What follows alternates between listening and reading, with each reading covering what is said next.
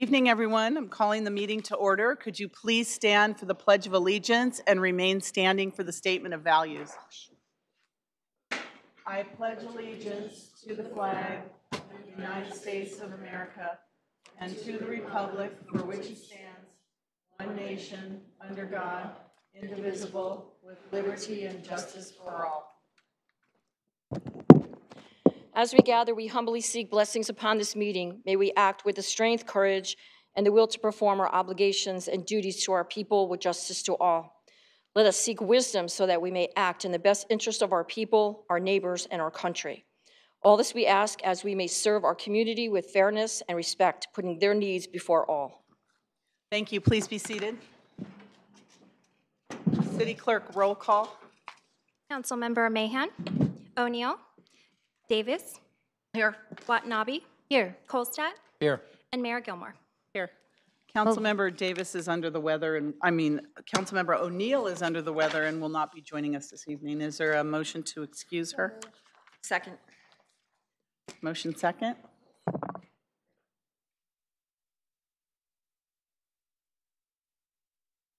Did yours? Nope.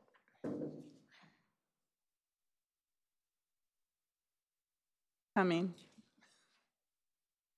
Please register your vote. And that passes unanimously. And Mayor, may I please Yes. read the AB 23 announcement that members of the Santa Clara Stadium Authority, Sports and Open Space Authority, and Housing Authority are entitled to receive $30 for each attended meeting, and the Statement of Behavioral Standards. The City of Santa Clara has adopted a code of ethics and values and behavioral standards for public meetings to promote and maintain the highest levels of conduct. This includes mutual respect, robust discussion, and allowing city business to be done in an efficient and consistent manner. Please note that as the presiding officer, the mayor's direction in matters of process and decorum should be followed, and that use of the gavel indicates all conversations must conclude and everyone in attendance should come to order and attention. Welcome, and thank you for your participation. Thank you, City Clerk. City Attorney, do we have any reports of action taken in closed session? There was no reportable action taken in closed session. Thank you. Any continuances and exceptions? Council? Mayor, I was Yes. wondering if it would be possible under item, you see it here, 18-432, item 4, under the public hearings, if we could move that item up ahead of number 3. That particular applicant has been asked to come back twice because we had such full agendas. And I think maybe this might make it a little easier if he could have his item heard first under the public hearings. So what are you suggesting that it be moved to? To the top of the list, just above number 18-741. I'm sorry, where, what? Okay, 4. the item I'm talking So about it's your is item 8, number 4. right, You'd like to move it to what? ahead of number 3. So the first item under 3. Is that where you want it? Before the The first general public fund hearing revenue item. opportunities? Okay. And actually, right. Mayor, I was going to suggest maybe move number 5 up as well, because both items you need to recuse. Let's do one at a time. Oh. Yes, yeah, Oh. one at a time, but move both of them up because you need to recuse yourself from both items. That's okay. Let's do the other. I can Sure. always. Okay. no. Okay, thank you. I won't be voting on this because I have to abstain on that particular item. So there's a motion and a second. Please register your vote. Okay, that passes with 4 yeses and 1 abstention.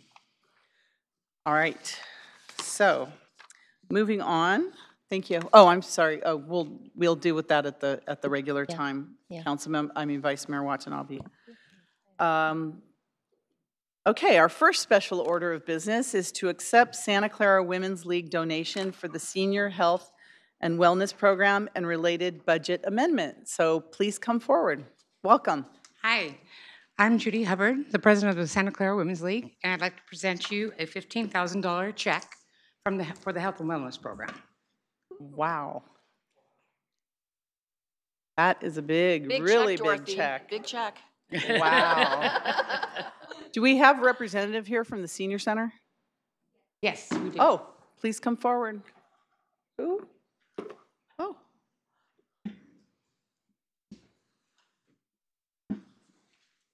Maybe you can tell us a little bit how you obtain these proceeds for We your do- donation. We do a fundraiser every year called Showtime.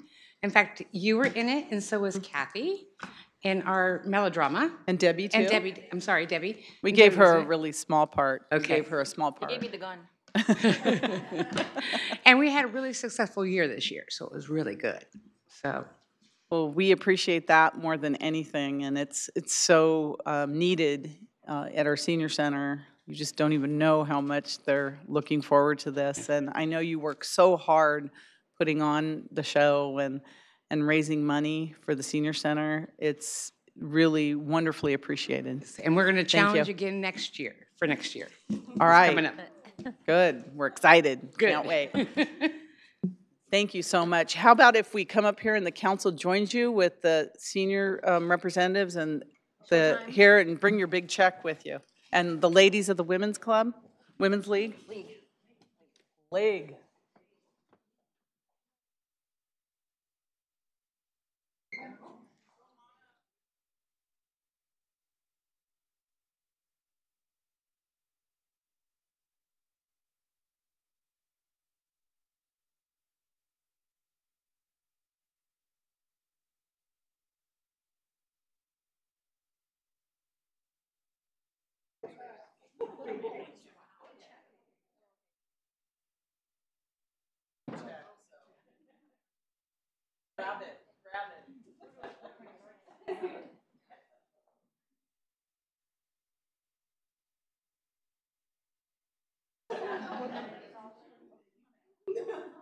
All right, we ready? And I'm going to take a couple just to make sure. Well, all right, thank you.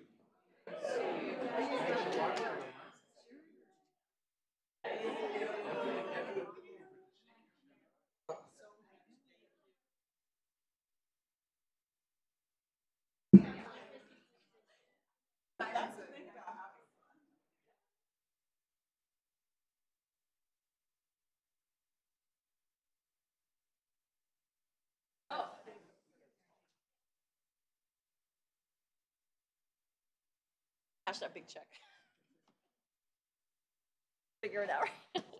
It's always nice to start a meeting like that. Thank you so much. Yeah, I bought it in Paris. Okay, next we have under All right, special. Mayor, Oh, do we you have just to need to accept take it? formal Yes. We motion need- to oh. accept Motion it to and do the accept appropriation. the 15, was it 15? $15,000 from the Santa Clara Women's League. A motion to accept. And there's a second. Everyone, please vote yes. All right, please register your vote. Thank you. And that passes unanimously. Thank you.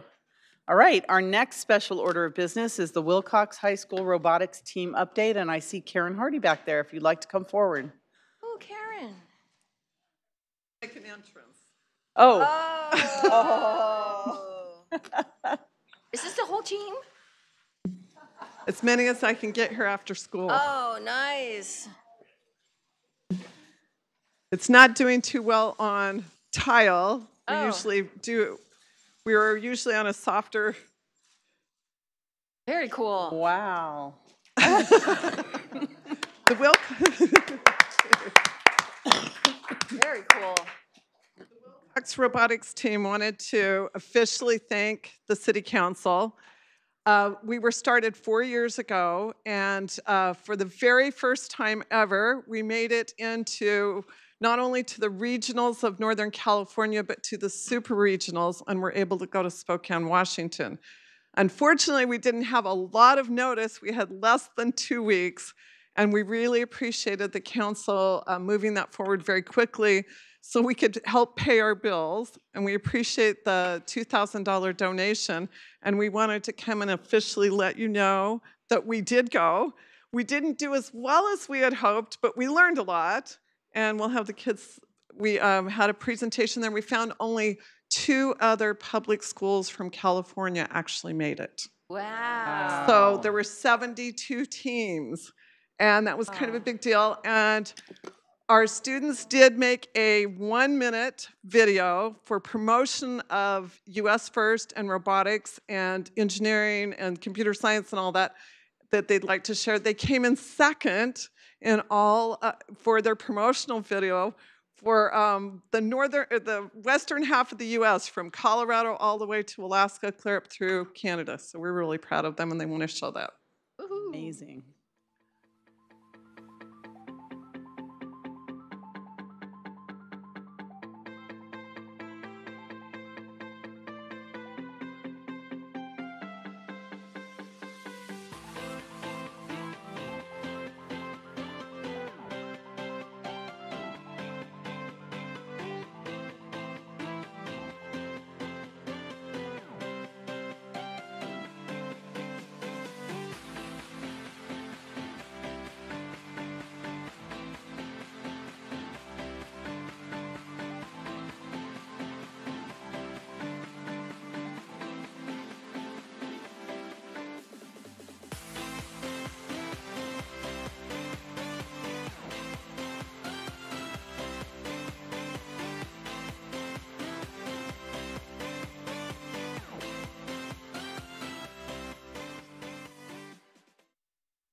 I was really proud of them. Great. We have 25 students on the team. 13 of those we took with us the senior level. 9 of them are seniors and have gotten into very good schools. I'm very proud of them. Suds Jang just won the best volunteer for Wilcox High School. For Oh, I his thought he help. was a high school student. Really? Yes. Oh, okay. Yeah, he looks a little old for. And today I wore it anyway, but the PTSA made me Teacher of the Year for Wilcox. So I was really You're winners all around. Winners all around. season. So we wanted to let you know, thank you. And our plan is next year we're going to go to Houston, which is the World Tournament, right? All right. Could I ask if each of the students would come up and say their names in the microphone, introduce themselves? Ones that got here.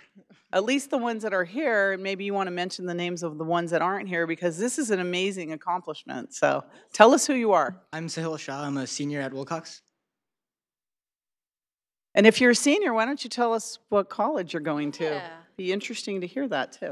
I'm planning on going to Foothill and then transferring for 2 years. After 2 years. Fantastic. I'm Kieran Ray. I am also a senior at Wilcox. I'm going to be going to the University of Waterloo. I'm Shom Patil. I'm a junior on the team, and I'll most likely be the captain of the team next year. So it'll lead us to the World Championship, hopefully. All right. Sounds promising, yes. I'm Shaunak Kill, and I'm a sophomore at Wilcox High School, and I'm I'm the hardware person in the team. Oh. That's good. He's around one for a while. I'm Amy Colton. I'm a junior, and I'll probably be doing journal still. Oh. Thanks, Amy. I'm Alonzo, and I'm also a junior at Wilcox. I'm doing outreach and also journal, and hopefully I'll be able to work on the bot next year. Right. I'm Andrew Koken. I'm a senior, and I'm going to be going to Seattle University coming fall. Nice. And the other students? Savridia's not here, but she's going to Purdue in engineering. Yay. Peter Chen is also not able to be here, and he's going to the University of Illinois. Just got in. We're all excited for him in engineering. I'm trying to remember. I'm trying to keep track of them all. Maybe the students know. What's it? Oh, Parth is going to Santa Barbara, UC Santa Barbara. So, and these seniors, most of them, I had them with me as freshmen when we started the team. And so our first year, our goal was not to suck. And it was really exciting. Always our when goal, we just too. got it to move. So to be able to, within a short period of time, be actually competing with these, what they call garage teams, where it's parents who are footing the bill and these kids are obsessed, and we work every day after school and self-promote. So we want to thank you and appreciate the help. We're incredibly proud of you and would love to take a photo with you up here, if that's okay. But Councilmember Davis has a question. And Karen, for the team for next year? Can you ask for the money earlier? We plan to get accepted earlier, Okay. not be the last ones. And the robot, the first one we made, we called Guess. So when people ask us what was the name of the robot, we'd say, Guess. And then when we saw another team, we liked their design. Their team was called Vulcan, so we called our Spock because it was half Vulcan. Oh. Well, and it's just a reminder that our championship team fund is not only for athletics, but it's also for these type of championships as well. Hi, guys.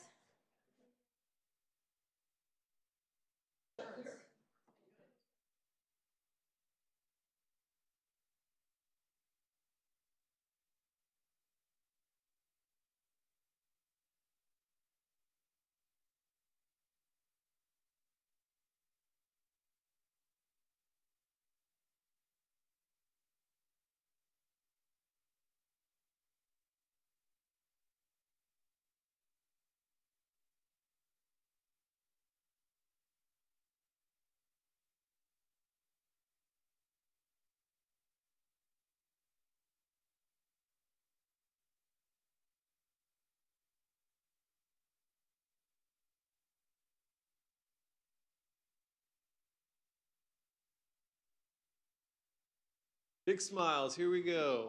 I'm going to take a couple pictures to be sure.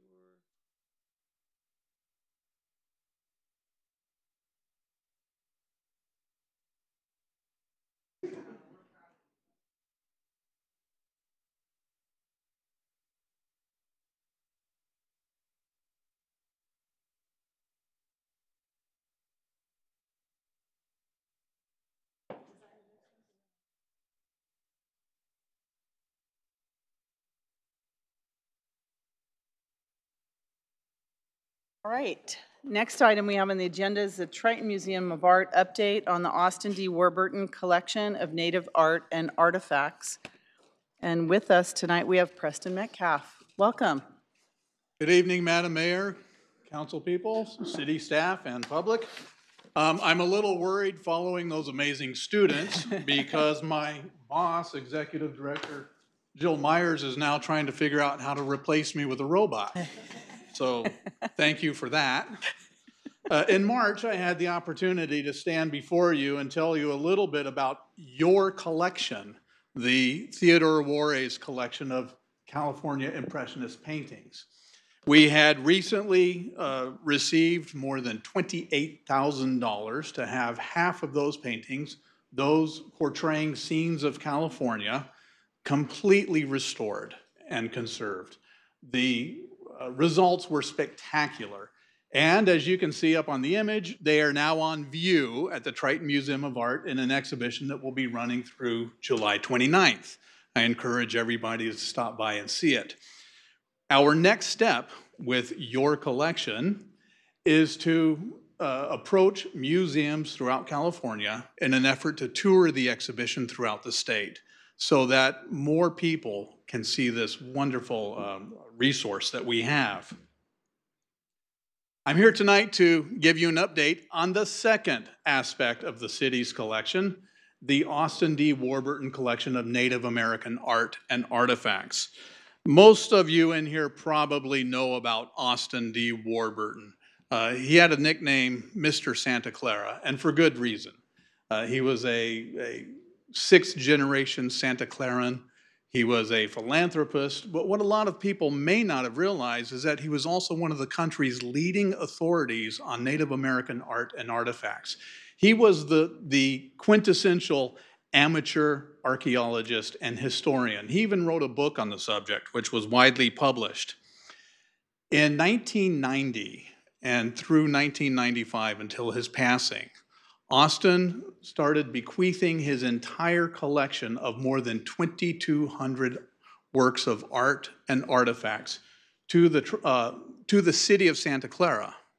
Now, as I told you in March, the arrangements when the Theodore Juarez paintings came to the city, it was so that it was arranged by the founding father of the Triton Museum of Art, Robert Morgan.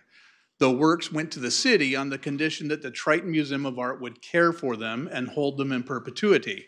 This was to establish a symbiotic relationship between the city and the museum, which became something of a role model for other civic nonprofit partnerships throughout the country. Austin Warburton was part of that process, and he wanted to strengthen that relationship. So he donated his entire collection, which he had amassed over a lifetime, to the city of Santa Clara, and we now care and preserve it. The works consist of, as I said, more than 2,200 items. Many of them are small, arrowheads, things of that nature. But we do have a sizable collection of Native American art by contemporary and some living artists. It's a rather remarkable resource that does not get shown nearly enough. We also have some of the traditional types of art and artifacts, such as blankets, and utilitarian objects. We have hundreds of baskets and pottery from Native American tribes, most of them from throughout California. Now, what do we plan on doing with this? Over the past several years, we've been taking care of your collection by archivally housing and rehousing the entire body of work. This is going to preserve it in perpetuity. It's putting things in acid-free packaging and storing them in the way that they really should be preserved. We've shown them many times throughout the years. Most recently was 2 years ago at the Triton Museum's 50th anniversary exhibition, in which we showcased the works rather prominently. In 2019, the Triton Museum of Art will partner with Santa Clara University to produce another Native American art exhibition, and the Austin D. Warburton collection will be a big part of the research that will support and back up that exhibition. My executive director, Jill Myers, and I are currently exploring ways that we might partner with educational institutions throughout Santa Clara, high schools, elementary schools, middle schools, to see if we might be able to showcase some of the works there. As you know, it's very difficult for the school kids to get tours to the museum. The resources are just so limited. So we want to think about ways that we might make the city's collection more accessible so that they too can experience this work. That's about it for the Native American art. We have 3 significant portions of the collection: Austin Warburton, the Theodore Juarez, and then the contemporary artworks, which are the main collection of the Triton Museum of Art. And hopefully I'll be able to come back and report on that leg of the Triton Museum as well. Thank you. Thank you so much. I think we have a couple questions for you. Certainly. First, Councilmember Mahan, then Councilmember Davis. Thank you. I remember some time ago there was a Theodore Juarez exhibit, and you produced a really nice, glossy brochure-type booklet of all of his works. Are you planning to do anything like that again? It so happens. A big part of the conservation project was funded by the Farrington Historical Foundation. They also funded the exhibition that is currently on view, and they funded the publication of a nice, glossy book. The main essay was written by Helena Thickpenny, art historian and chair of the Humanities Department at Mission College in Santa Clara. It's a lovely book. It's available to be picked up, but there is one caveat. You have to walk across the street and go see the exhibition. Way of getting you there. And honestly, I didn't know that. He Yes. didn't put me up for that question. But I'm glad to know that, because he was such an influential painter of all local scenes around the turn of the century. And my other comment on Mr. Warburton, when I first began my legal career, I clerked for him at his law firm in downtown San Jose.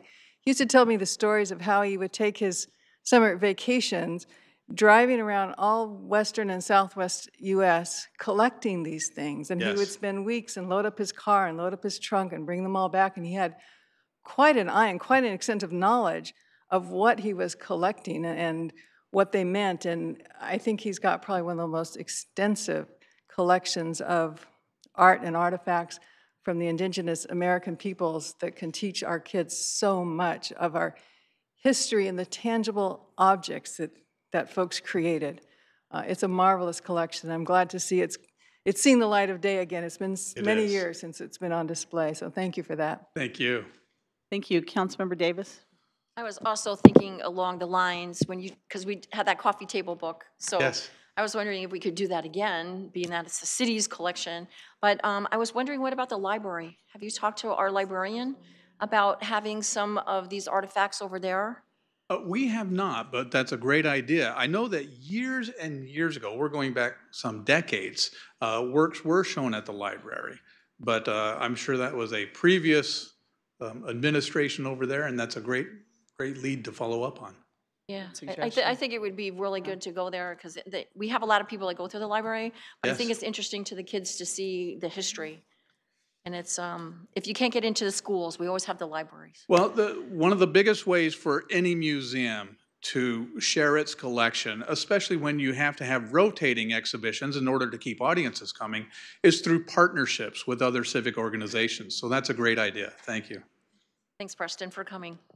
And thank you. Just on the museum, I just attended a women's business conference over there last week or the week before last. And I love the fact that you're opening the Triton Museum for those kinds of events as well, because then it really exposes, you know, many people to the beautiful art that's in the museum and the different collections. So, you know, it's really a wonderful community space. So we are here for the community, and if the community doesn't come, then we're doing something wrong. So thanks for coming.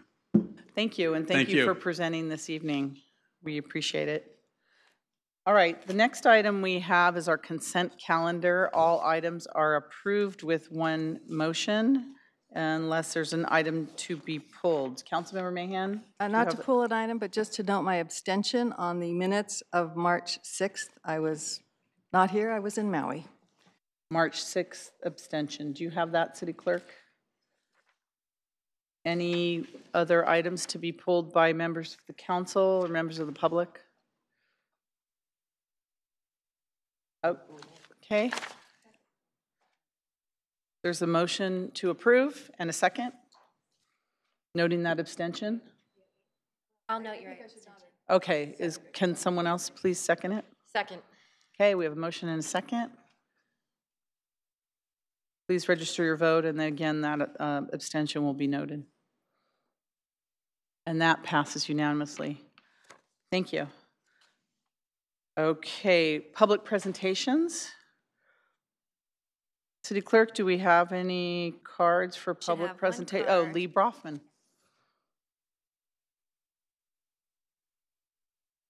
I think it's spelled a little different. Is that the way you're? Oh, who cares? That's okay. Got it. Welcome. Thank you.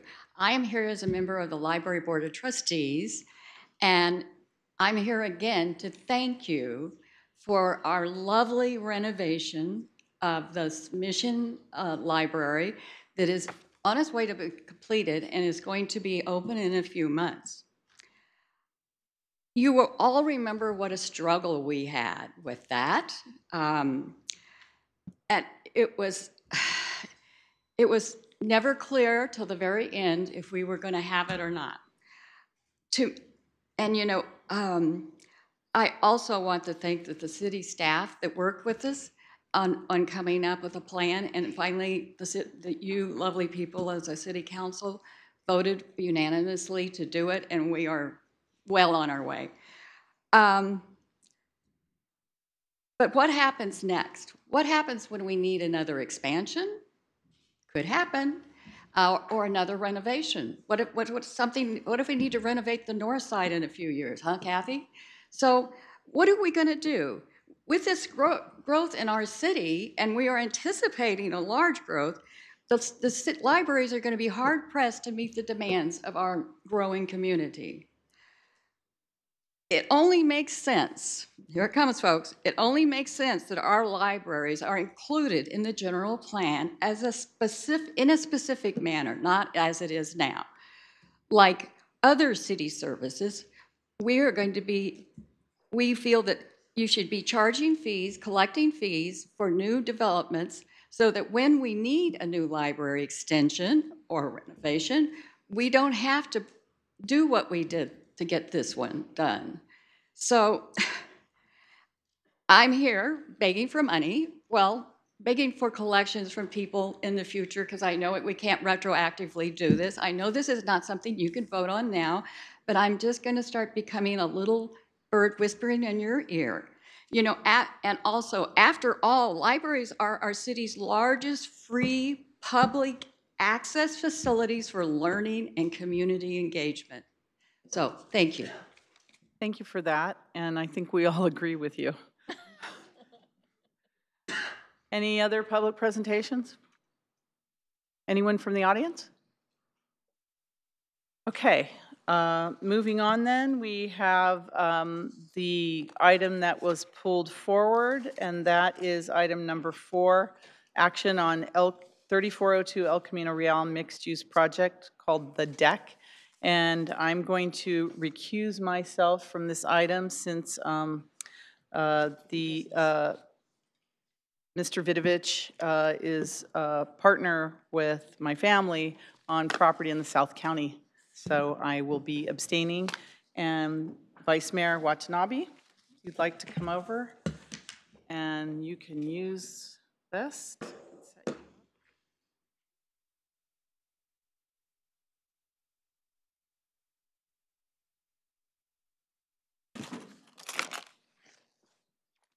Sorry. Moving.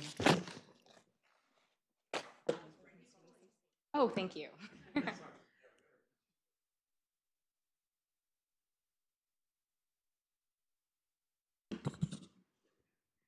Good evening, Mayor and Council. My name is Rena Brio, and I'm the Planning Manager in our Community Development Department. I want to talk to you tonight about 3402 El Camino Real, the project called The Deck. So the request in front of you today is really 2 actions. One, to adopt a mitigated negative declaration and a mitigation monitoring and reporting program, as well as approve a rezoning from thoroughfare commercial to planned development. Some history on the site is that this site is the subject of a fire in 2016. There was approximately 21,000 square feet of retail on the site prior to the fire. And uses were mom and pop businesses, karaoke, restaurant businesses. What's remaining on the site today after the fire is a 2,500 square foot standalone restaurant called Jujubee. And demolition was approved in order to prevent blight and safety issues earlier. So some descriptions of the project, The Deck.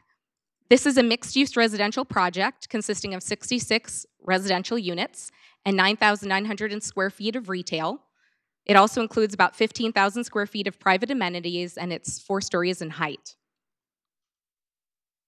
The project, of course, fronts onto El Camino Real, includes 188 parking spaces total, 58 of which will be surface, and 130 will be in a parking garage. 66 of those spaces will be reserved, and the rest would be unbundled parking. And the only part of this project, which is subgrade, is actually a secured parking area for bicycles. So it'd provide 40 secured bicycle spaces, and then an additional 6 spaces would be located outside of the building on the west side of the building. And a total of 58 new trees will be planted with the project. Related to general plan consistency, so staff has found this project to be consistent with the general plan in several regards. First, it is consistent with our intent to redevelop Camino Real in accordance with the El Camino Real focus area. It also proposes a density that is in accordance with the community mixed use designation that's on the site. So the density proposed is 29 units to the acre, which is in the midpoint range of the community mixed use designation. It also includes 9,900 square feet of commercial space, which is meets the requirement of our general plan for 0.10 FAR of commercial. It conforms to these aspects of the general plan. In accordance with our public outreach policy, the developer held a community outreach meeting in August of 2017, and some of the issues that were raised by the community at that time included some concerns about the 4-story height of the building, the loss of the commercial space, potential construction noise, noise from dumpster service, delivery hour issues, and then general accessibility of the project. So the applicant took the feedback received and went back and revised the proposal. The revised proposal included 1,368 more square feet of public open space. No changes were made to the building height or to the commercial space. The trash enclosure and the loading area were moved in order to be further away from the single-family residential. And an additional 1,500 square feet of event area, private event area, was also added to the project. Our Planning Commission weighed in on this project and provided some food for thought and some concerns. They were concerned about the insufficient commercial space, given that the project had previously had 23,000 square feet of retail. They were interested in making the event space, the private event space, available to nonprofits and provide access to the public during these possible times in which other individuals outside of the project could be trying to use the event space. They were concerned at the excess amount of parking, which is greater than required by our city code, the lack of affordable housing, and they also requested for larger canopy trees to be planted on El Camino Real. The Planning Commission's recommendation included the following conditions: to provide electrical chargers for 6% of the parking spaces, to pre-wire 9% of the parking spaces for future electrical chargers, to work with the city arborist to select the appropriate larger canopy tree for El Camino Real frontage, to revise a condition to require bicycle parking that was actually depicted in the development plans, and to screen the entire second floor of the parking area fronting El Camino Real. So number 5 was actually an issue that the Planning Commission talked about in depth. Let me see if I can provide you a photo or a elevation. So currently the deck, the second story parking area, is only partially screened, and the Planning Commission was really concerned about the pedestrian view shed of the cars and wanted to see the continuation of screening on the second story.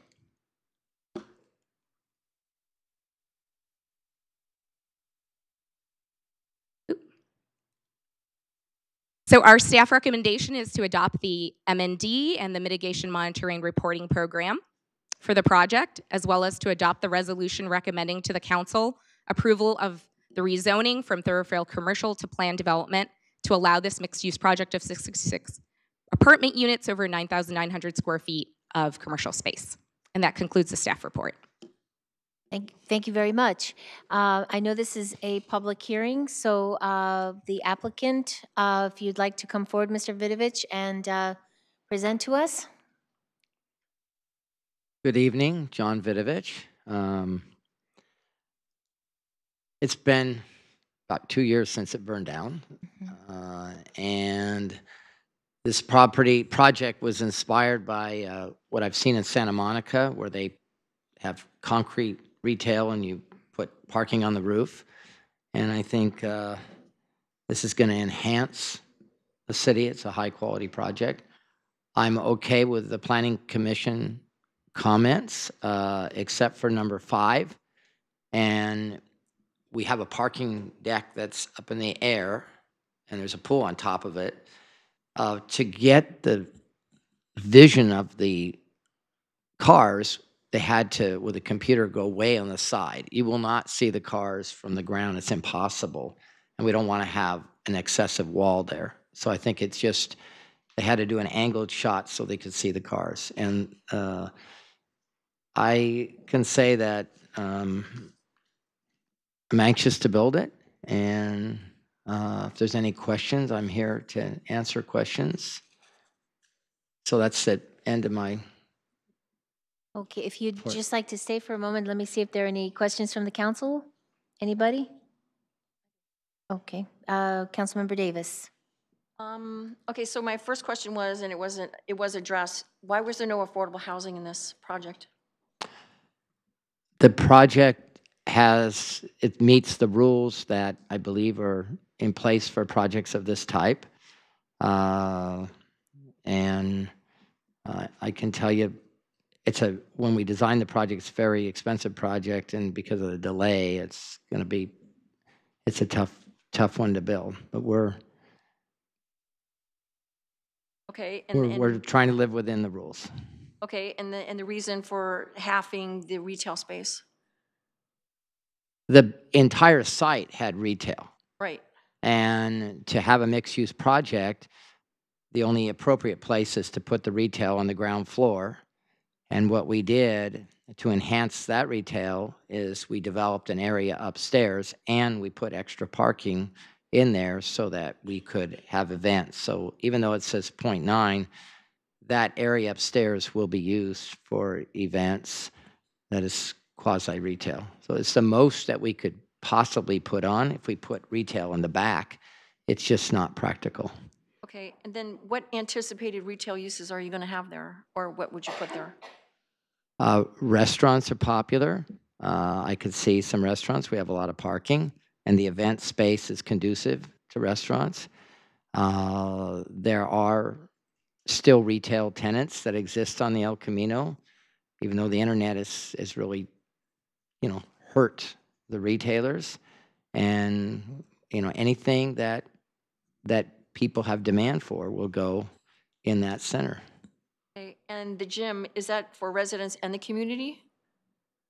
I would be happy if the community would use it. It's 66 units. It's a gigantic gym. And we've met with the neighbors. We even offered to have one of the neighbors, I don't know if they're here, have a gate to their yard.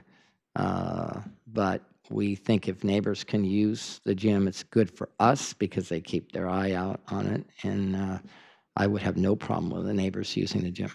Okay, and with the addition of the community room, how large is that space? The footprint?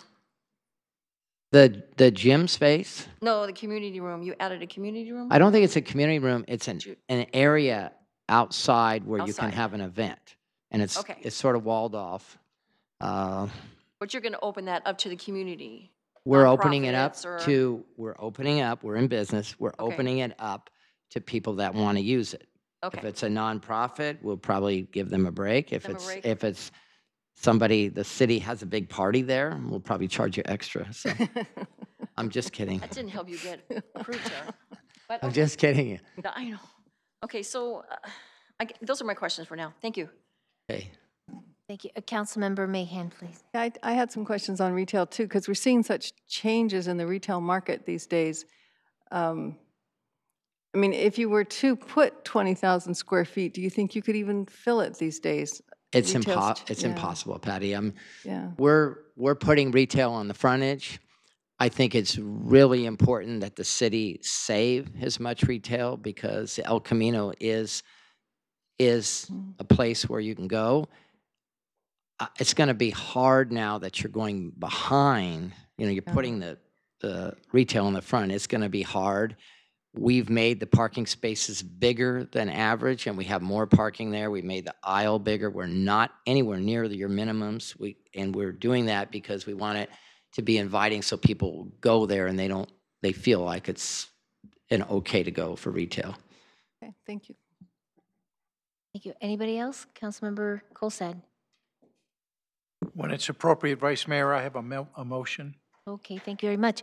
Mr. Vidovich, if you'd like to take a seat, and we'll take, do we have any cards from the, any comments, any questions from anybody in the audience? Statements? Move to close the public hearing. Oh, No. one.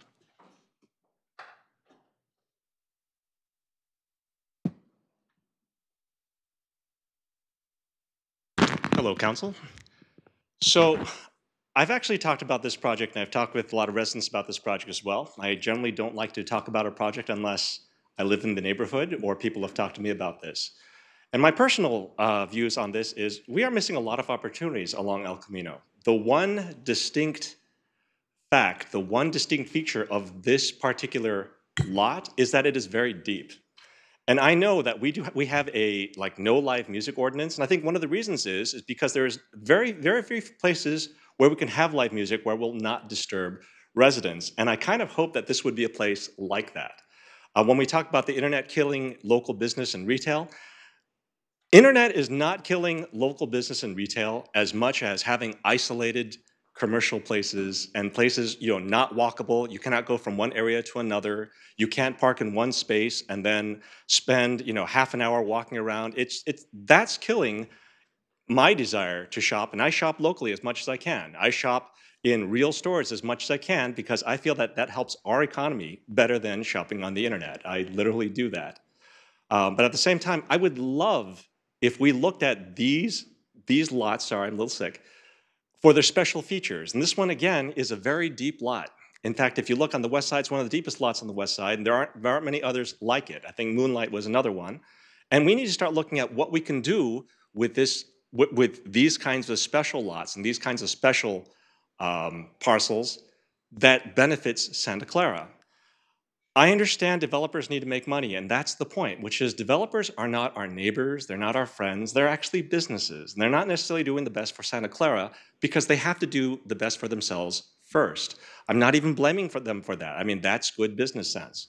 But I would really like if our planning had this vision for the city that included recommendations for how they could use that lot better for the benefit of Santa Clarans.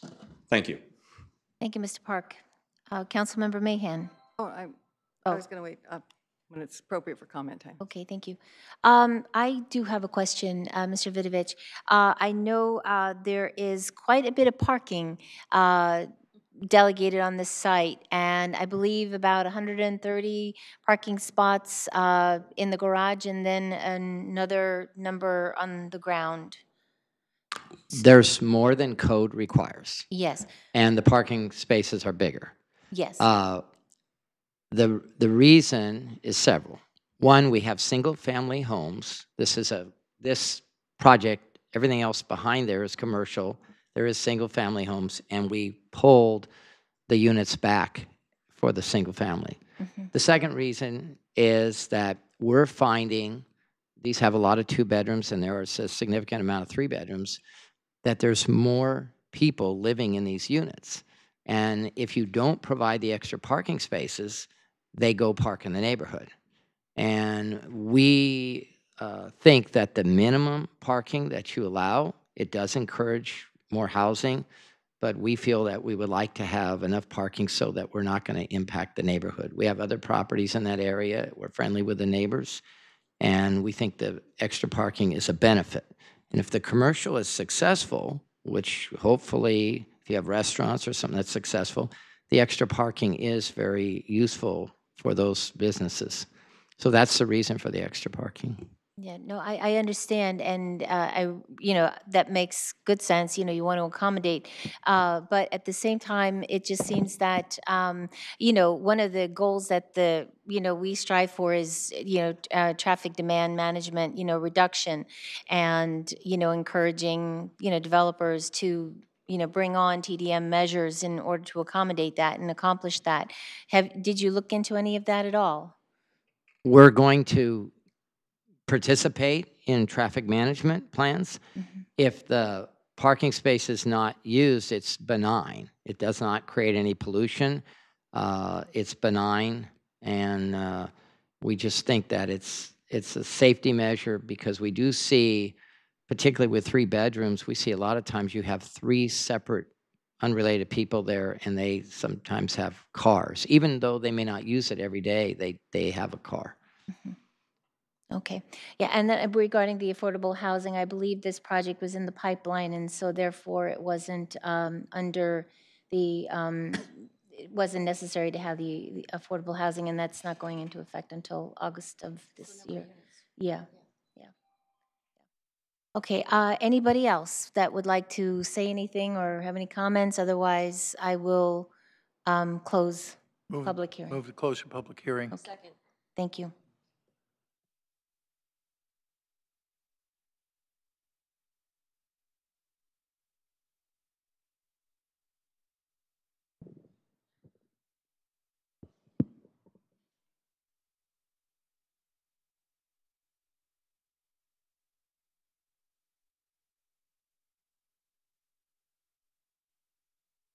Okay, and that passes unanimously with one abstention.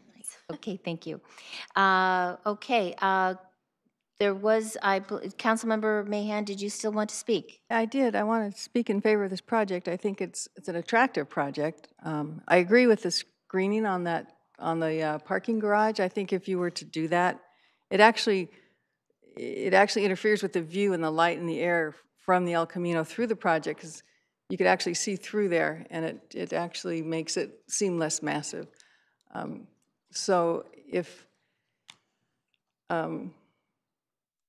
it's appropriate, I would ask the city attorney, need we take each of these resolutions one by one? It's probably a good idea since one is a mitigated neg deck, so why don't you do 2 motions? All right, so my first motion then would be to move to adopt the mitigated negative declaration and the mitigation monitoring and reporting program. Second.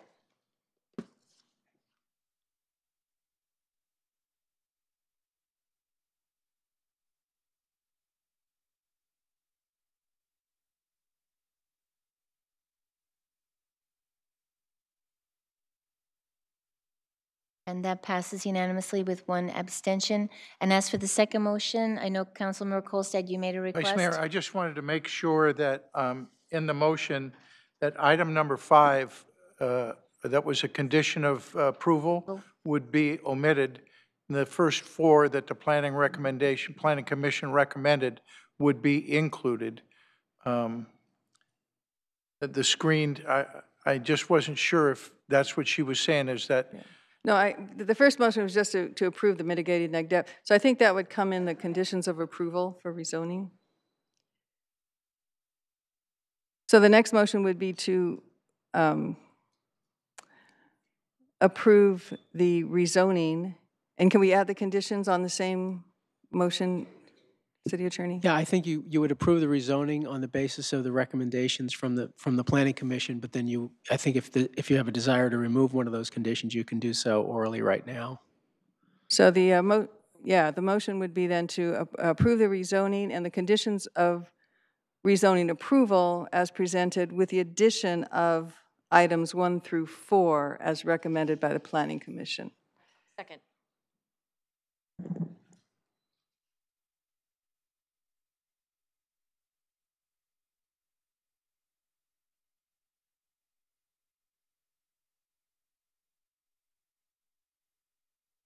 And that passes with one abstention. Is that it?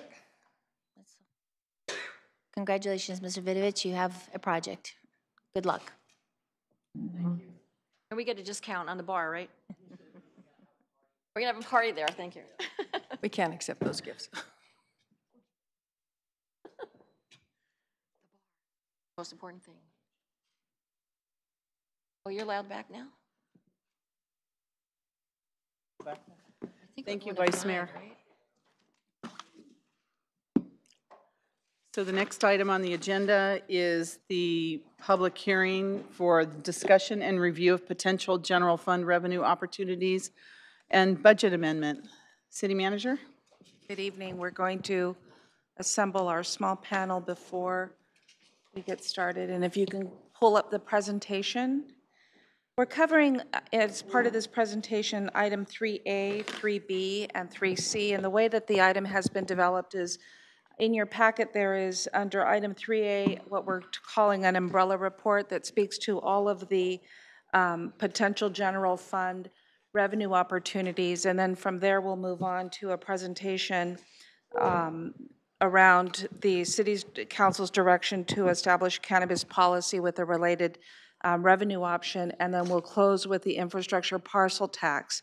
And so we have a lot of ground to cover, but what we wanted to do is just start with first the review of the agenda. As part of this evening's presentation, we're going to cover our 10-year fiscal outlook and the trajectory, just so that there's a common understanding of what the next 10 years looks like based on today's set of information and assumptions. We do want to talk a little bit about some issues around a law that was enacted last year, potential litigation that is may be subject to the November ballot and some risk assessment with respect to how to handle the context of your discussion when considering revenue opportunities. We'll go into the review of revenue opportunities themselves, and there's a healthy inventory of options. Not all, of course, for November 2018. Some may be considered in the future, but we did want to make those available for the council to consider. Our goal tonight is to receive your input on next steps so that we can begin to prepare community research and bring information and data back to you at a special meeting on July 15th, and then go through the schedule of deliverables. Okay. So with that, if you all recall, one of our first actions was to move the 5-year forecast to a 10-year forecast, and we presented the information at the operational strategic priority session on January 19th and 20th earlier this year. I think the good news is that the value of the 10-year forecast has been very useful with respect to advancing initiatives that would help us put the city in a more sustainable fiscal outlook. What became clear as we look through the 10-year forecast, as well as the many budget discussions that we've had, is the need to generate more revenue. And we've already focused on expenditure reductions, and some of them you've seen already last week and in your proposed operating budget. Alternative service delivery, I think we all acknowledge that being efficient and being prudent with our use of public funds is always a continuous improvement and should always be in action. And the last two are the areas of focus for the presentation, which is the city has a need to increase its current revenue sources as well as identify new revenue sources. The council at the time in January directed us to come back with revenue opportunities as part of the budget process. So this is the 10-year outlook, and I circled the next 2 years, fiscal year 1920 and 2021. You have in front of you the proposed operating budget, which we began discussion of last week. But what's important is that the next budget that we prepare for purposes of an operating budget has about a $3.5 million deficit, and the next year out is 10.2, which means that we have some work to do. The years after show even larger numbers, and what we've said all along is that to the extent that we're able to cure these issues with ongoing solutions, we carry that value of an ongoing solution into the next year. What's important also is we have some opportunities to stabilize the city's outlook by looking at November 2018 strategically, as well as beginning to do any community engagement work for 2020. So there is some time, but in fact, we need to look at the time as revenue opportunities and fiscal sustainability as our continued #1 priority. This is an example of our 10-year forecast when we look at curing the city's deficit, and which is a structural deficit, with ongoing solutions. If we're able to fix the 3.5 negative or the deficit in fiscal year 1920, that will carry forward the ongoing reductions will carry forward such that our 2021 fiscal year reduces down to 6.7. So that is a scenario that under best case conditions, absent revenue opportunity generation, we would still have to make significant cuts to the organization. And what this means is that it is extremely important for us to focus on how do we stabilize current service levels as well as our current staffing levels that provide service. In doing our work over the last couple months, I want to mention that we did engage some revenue experts. They're in the audience. We have 2 members here from Lou Edwards, and they are they do provide consultant services and revenue generation services. They're credible in the field. They're particularly credible in the state of California. They have a record of having generated about $35 billion in revenue measures with a 95% enactment rate, which means that we sought highly qualified consultants to help us with how we manage our way over the next couple of years. And what is important as you think about looking at these proposals this evening is that we have to consider not bogging down our voters with too many initiatives. I think what the best case scenario would be is that tonight, as we walk away with input from the council, is that we look at the top 2 that we should pursue, because as we go out and look at doing community research, we don't want to fatigue the voter, we don't want to confuse the voter, we don't want to have too much on the ballot, whereas our voters decide not to participate. And this is particularly important because we do have some issues that are providing some pretty harsh context to go forward. The first is AB 195. It was enacted in July 2017, and it is existing law, and particularly it requires the amount of money to be raised annually and the rate and duration of the tax to be levied. This law requires particular ballot printing specifications. And I want you to think about this as we go through the infrastructure parcel tax, because there's some work for us to make up since the data that we received last year. And we need to understand more closely if that is an initiative, although it doesn't provide assistance with the 10-year trajectory, it does provide funding for some useful projects. We need to look at the ballot initiative language that was tested and the data that's associated with the language, acknowledging that it lacked or perhaps was not compliant with AB 195 and the validity of the data that we'll present this evening. So I want you to think about that as we present that information. This is just some more detail around the ballot printing specifications, AB 195, for you to consider and read more thoroughly on. We do want to, as much of what I've already said, the infrastructure parcel tax research is likely not compliant in terms of the work to date that was completed. The data was collected from June and September 2017. The law was enacted right midway in the process of collecting the data. The presentation and the supplemental report illustrates the differences between what was surveyed and what would be a compliant ballot measure, and we'll walk through that in greater detail. But we do have to, again, look at the validity of the data and whether it's useful for purposes of making significant policy decisions. For the November 2018 ballot measure, there is an initiative titled the California Business Roundtable Initiative, and it is looking at making changes to the voting requirements for general taxes, which right now require a 50% plus 1 to now a 2/3 voter approval. So that means that any of the general taxes that you review tonight, if this measure is successful, the success should be evaluated by looking at whether any of the survey data comes back at 2/3 support, because it is a retroactive initiative in that any initiative that the voters support, if it is less than 66.6%, it would be null and void. And so there is risk from that perspective as well as we look at revenue opportunities. It does expand the definition of a tax to include payments voluntarily made in exchange for benefit received. And it also talks through, I always do this. I'm going the wrong way.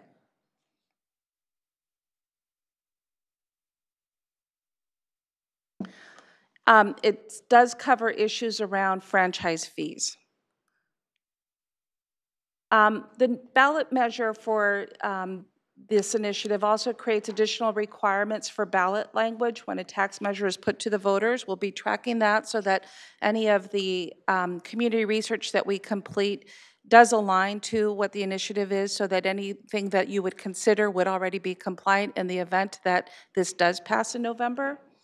And with regards to fees, it restricts the ability of a local government to impose fees or charges, something we're watching very closely. And as I mentioned earlier, if it passes in November, it would be retroactive to January 2018, which means this is the lens for which we need to look at how we design ballot initiatives that would generate revenue. Essentially, we need to set the threshold of success at 2/3 and make sure that our language is compliant. In the event that this passes, we don't suffer a null and void ballot initiative that we've exerted a lot of energy. So the risk assessment with respect to the date and time that we're at, as well as your options, is we do have a very short time frame to study and advance revenue options. It's still very doable, but I also want to mention that there may be, in the event that the council needs more time, we may need to schedule special meetings. I should say early on, the deadline is August 10th for placement. Your break starts on July 17th. If there is interest in placing items, you'll want to consider your own schedule. Some policy decisions still have to be established. This is particularly the case in the cannabis policy as well as the cannabis tax. We'll walk through a rigorous schedule that you can consider. We think it's doable, although it is tight. There is obviously community engagement that needs to be determined and planned for. We are planning to use the month of June to do community research based on your input this evening, and come back on July 5th with the preliminary data that we can share in terms of what indicates are the next steps for advancing ballot initiatives. And then in order to achieve success, revenue-generating ballot measures must be measured, as I mentioned earlier, against AB 195. That is the law that needs to be in place. And we also need to gauge and estimate the requirements of the 2018 ballot measure, which is the California Business Roundtable Initiative, which sets a threshold at 2/3. So with that, I'm going to pass the presentation over to Angie, who will walk us through the potential revenue measures. Thank you. Good evening. So I want to start with transit occupancy tax, or also TOT, and some people call it hotel tax.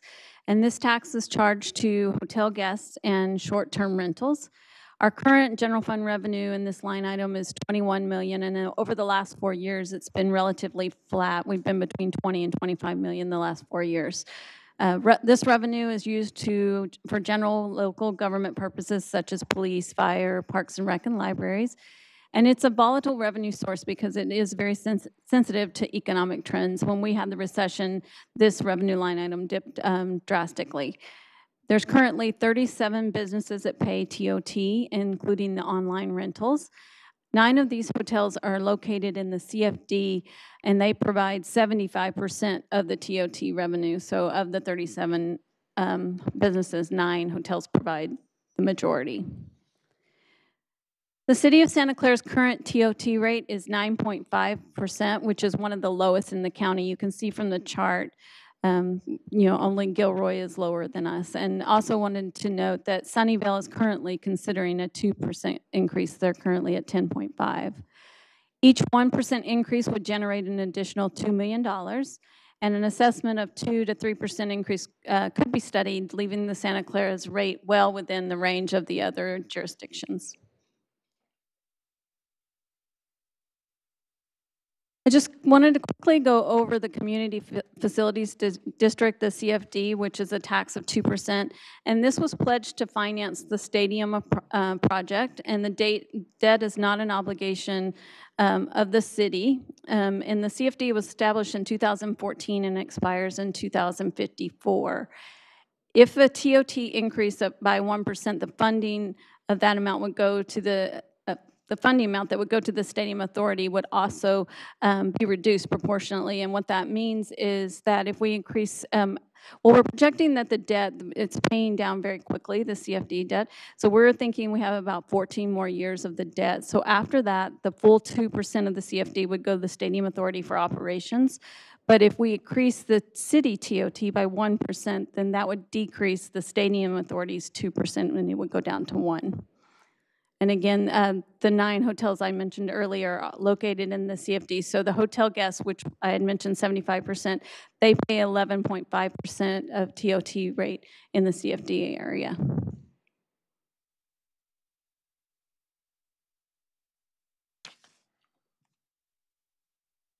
Moving on to documentary transfer tax, most people call it document transfer tax or just transfer tax, is a tax imposed on the transfer of the title of real property from one person or entity to another within the jurisdiction.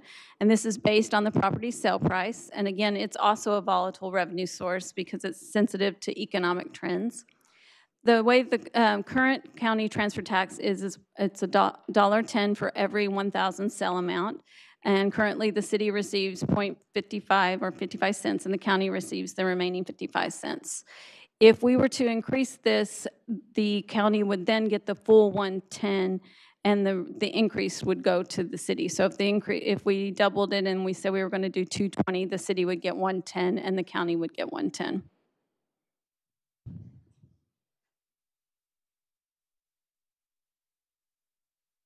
So the current revenue in this line item is approximately $2 million, and an increase in the tax, if we did what I had suggested, the 220, would result in an increase in revenue of an additional $2 million.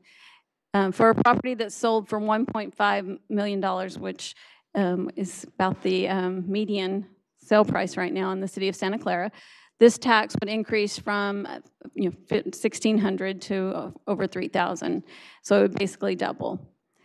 This would further impact the already high cost of purchasing property within the city, and then stakeholder engagement is required and takes time for this initiative to be successful.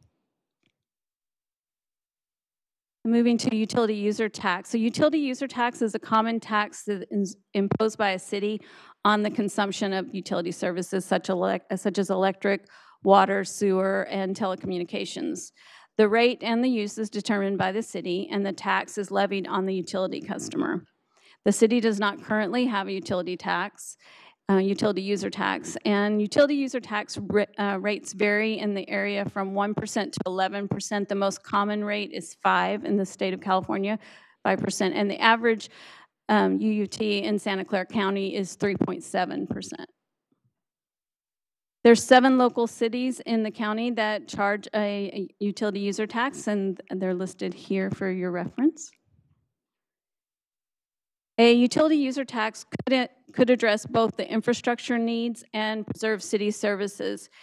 Estimated debt service on a $200 million infrastructure measure would be about $12.5 million to $14.1 million in debt service payments, depending on the interest rate environment at the time of the issuance.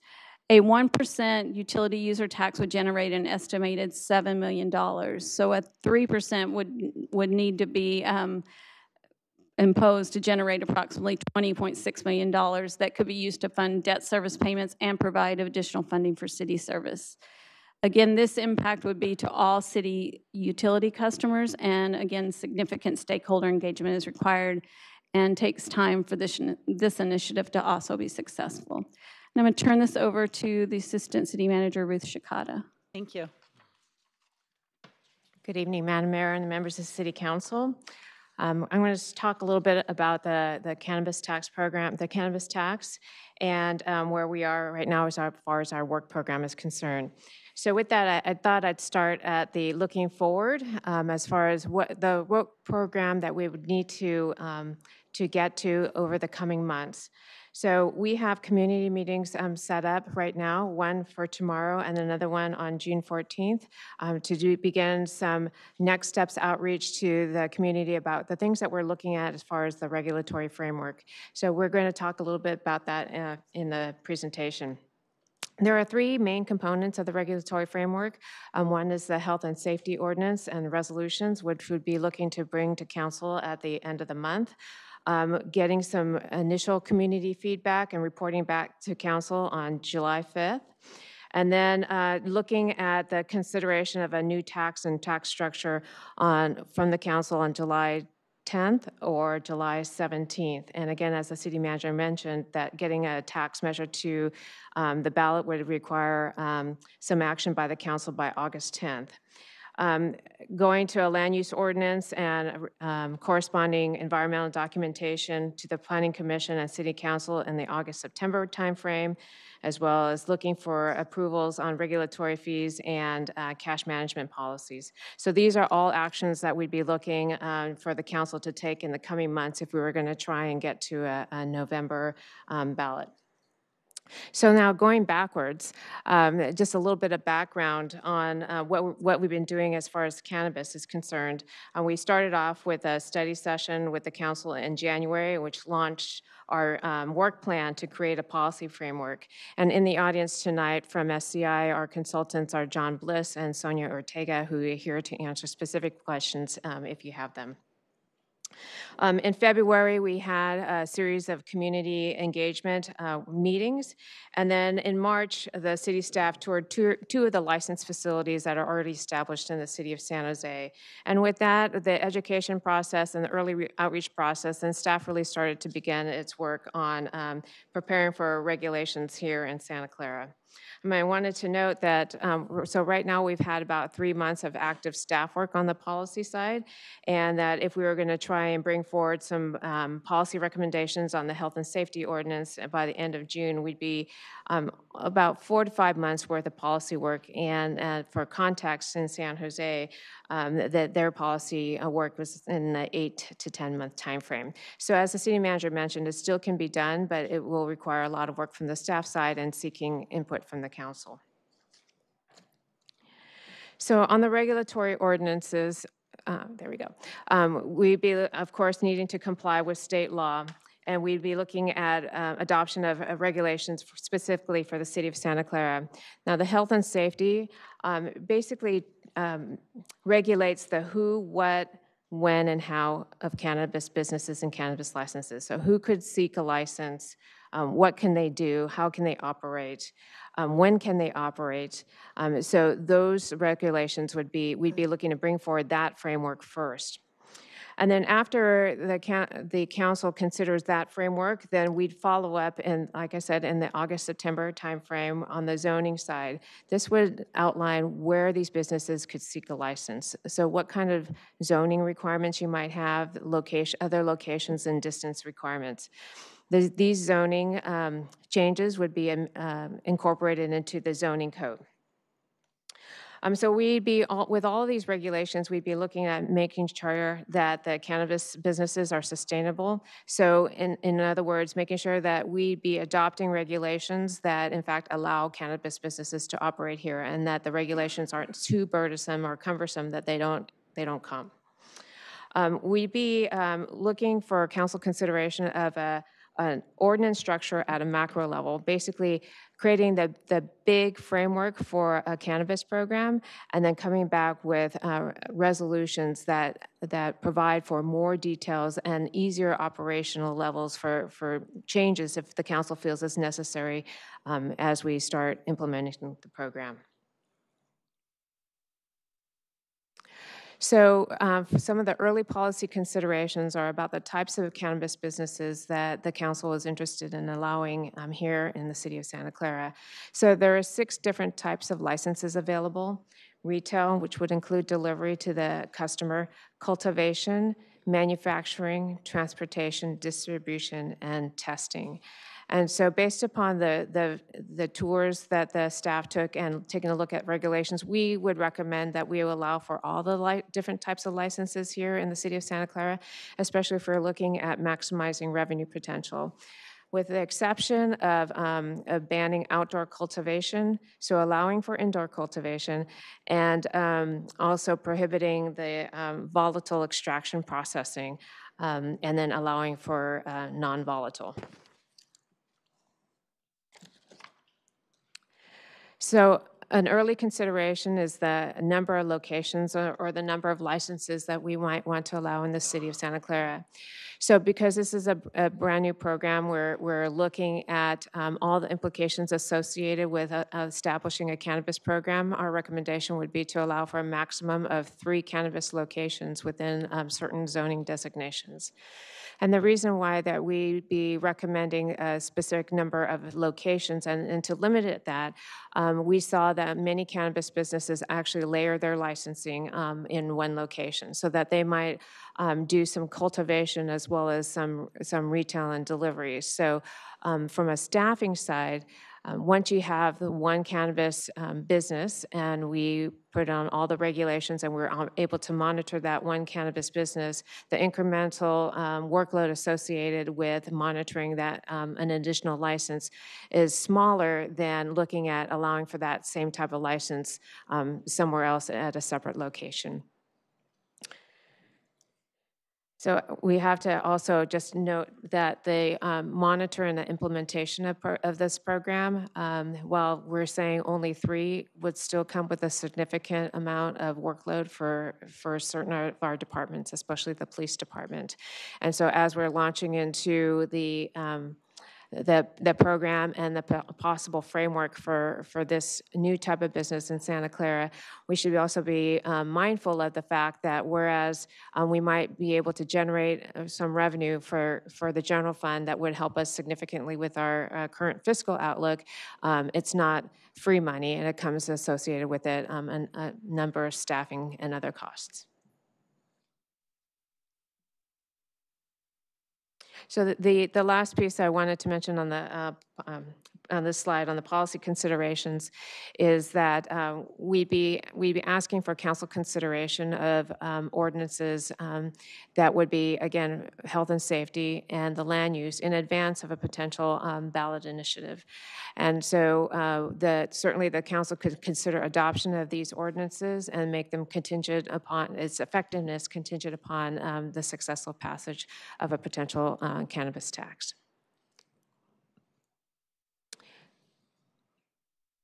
Okay, let me go back one, forward one. Okay, I'm not doing well with these slides either. Well, let me talk until I get to the next one. It's slide number 26. Policy consideration. Policy considerations. Well, let me just keep talking. So most agencies implement both a regulatory fee and a balloted tax.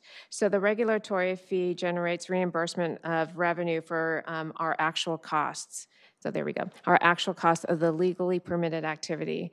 So this does not include, we cannot recoup costs from fees that are associated with unpermitted activity. So to the extent that there are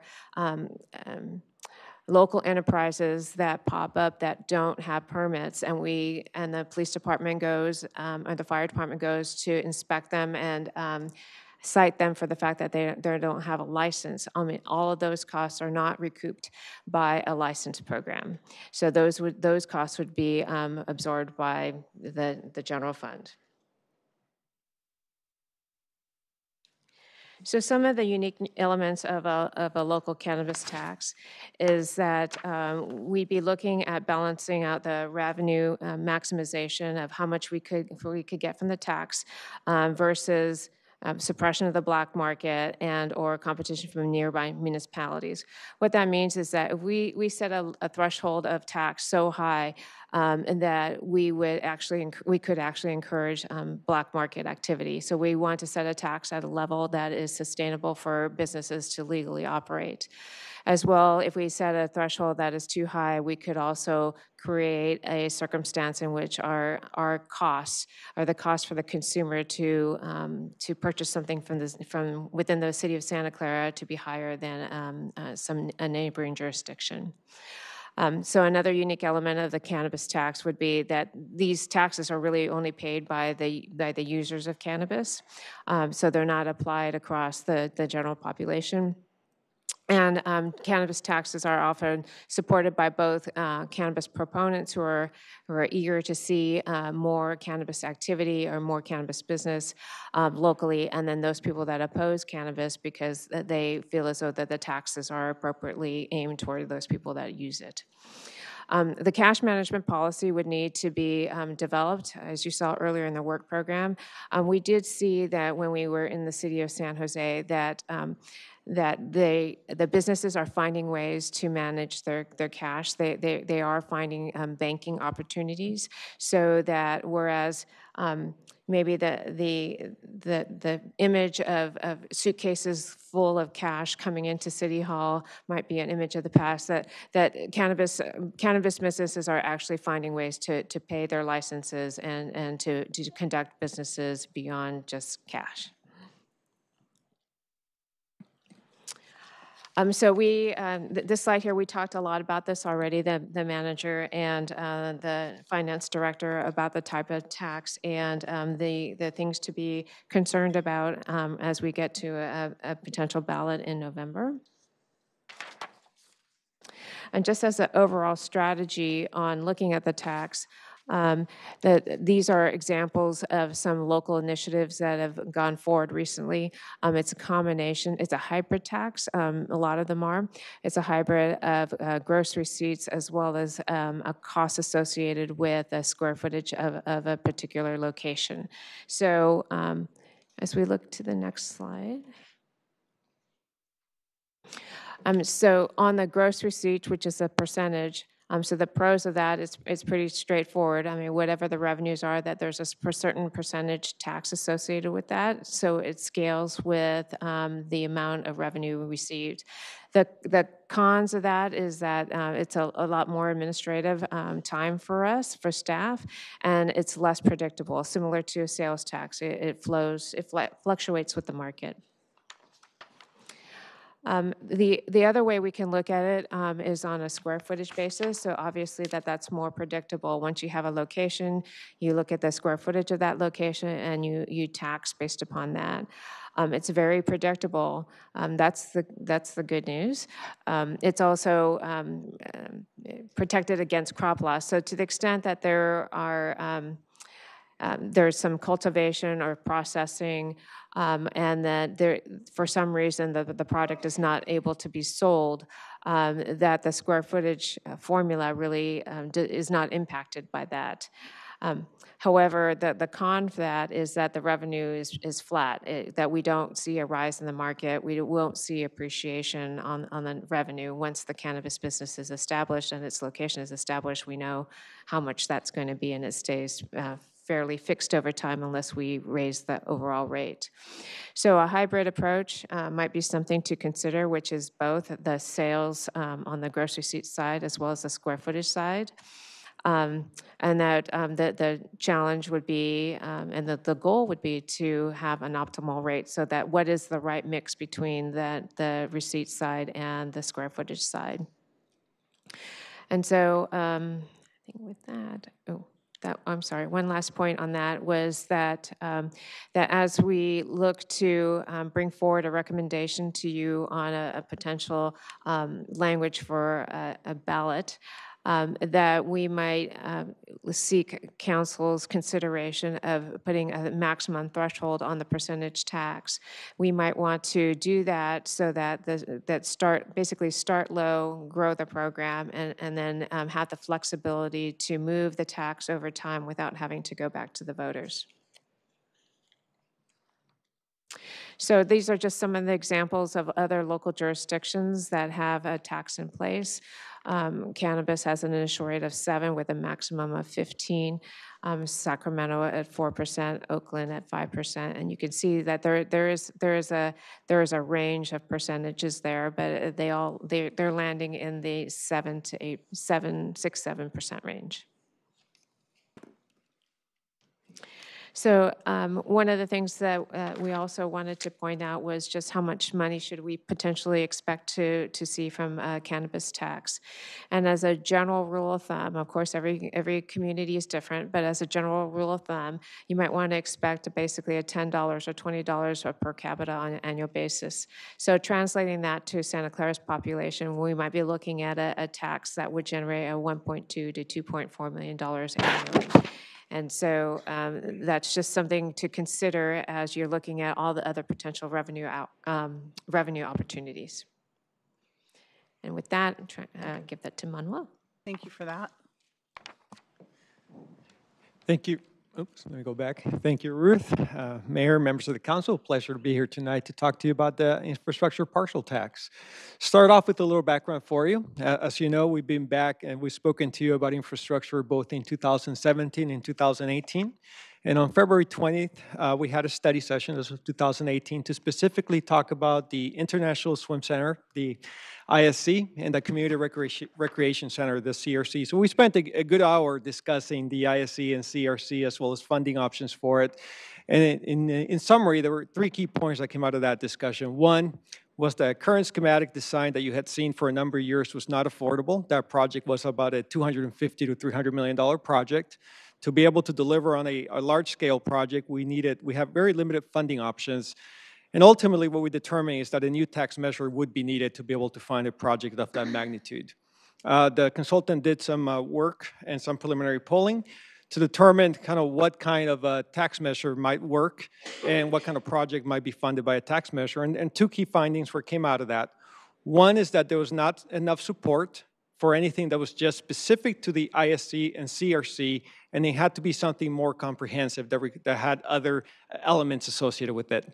In addition to that, there was no preliminary polling support for a sales tax, but there was for a property tax. And the property tax that was discussed was about $20 to $25 for every $100,000. And that would raise about $200 million in principal financing capacity, meaning that we would have $200 million today to actually go out and build something. As the manager mentioned, there are some concerns associated with the polling work that was done back then. It was during a transition period. And the fact is, the question that was asked of the residents did not meet the requirements of AB 195. The three key issues associated with that were that it had more than 75 words. It actually had 79 words. And it did not have the required language related to the amount of money that would be raised annually, as well as the rate and duration of the tax. So what you see in front of you, I'm not going to read the whole thing, is the question that was actually asked is on top. And an example of a question that would meet AB 195 is below it. And you can see in bold those elements that are required to be able to meet the requirements of AB 195. So that does put some concern about the results that we have. And those results, even on their own, were supportive, but not really that supportive when you look at the 66.6 requirement. One is that only 38% were definitely yes, meaning that only 32% were probably and 9% were leaning towards yes.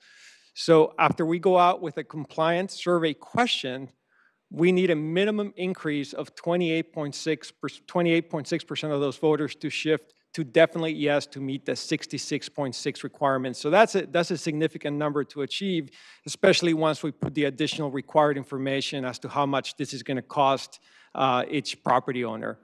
In addition to that, that original question, and we discussed this previously, did overpromise, and that was on the basis of the $400 million versus $200 million. While it is described as a $400 million property tax, when you look at the financing associated with it, it really becomes $200 million today if we wanted to go out and build something. So there's a lot of question marks associated with the results that we have. And if the council does decide to go out for additional community outreach, we want to make sure that we have a question that's compliant, that's 75 words or less, and of course, has the money to be raised annually, and it specifically tells the taxpayers what the rate and duration of the tax would be. We did come back to you on April 24th and held another study session to really discuss a more comprehensive measure because we knew that a ISC-CRC standalone measure did not have support, and also talk about a right-size ISC and CRC, meaning we know that $300 million, that's a huge, huge project, and we're not even anywhere close to that, so we have to figure out what a right-size project would be.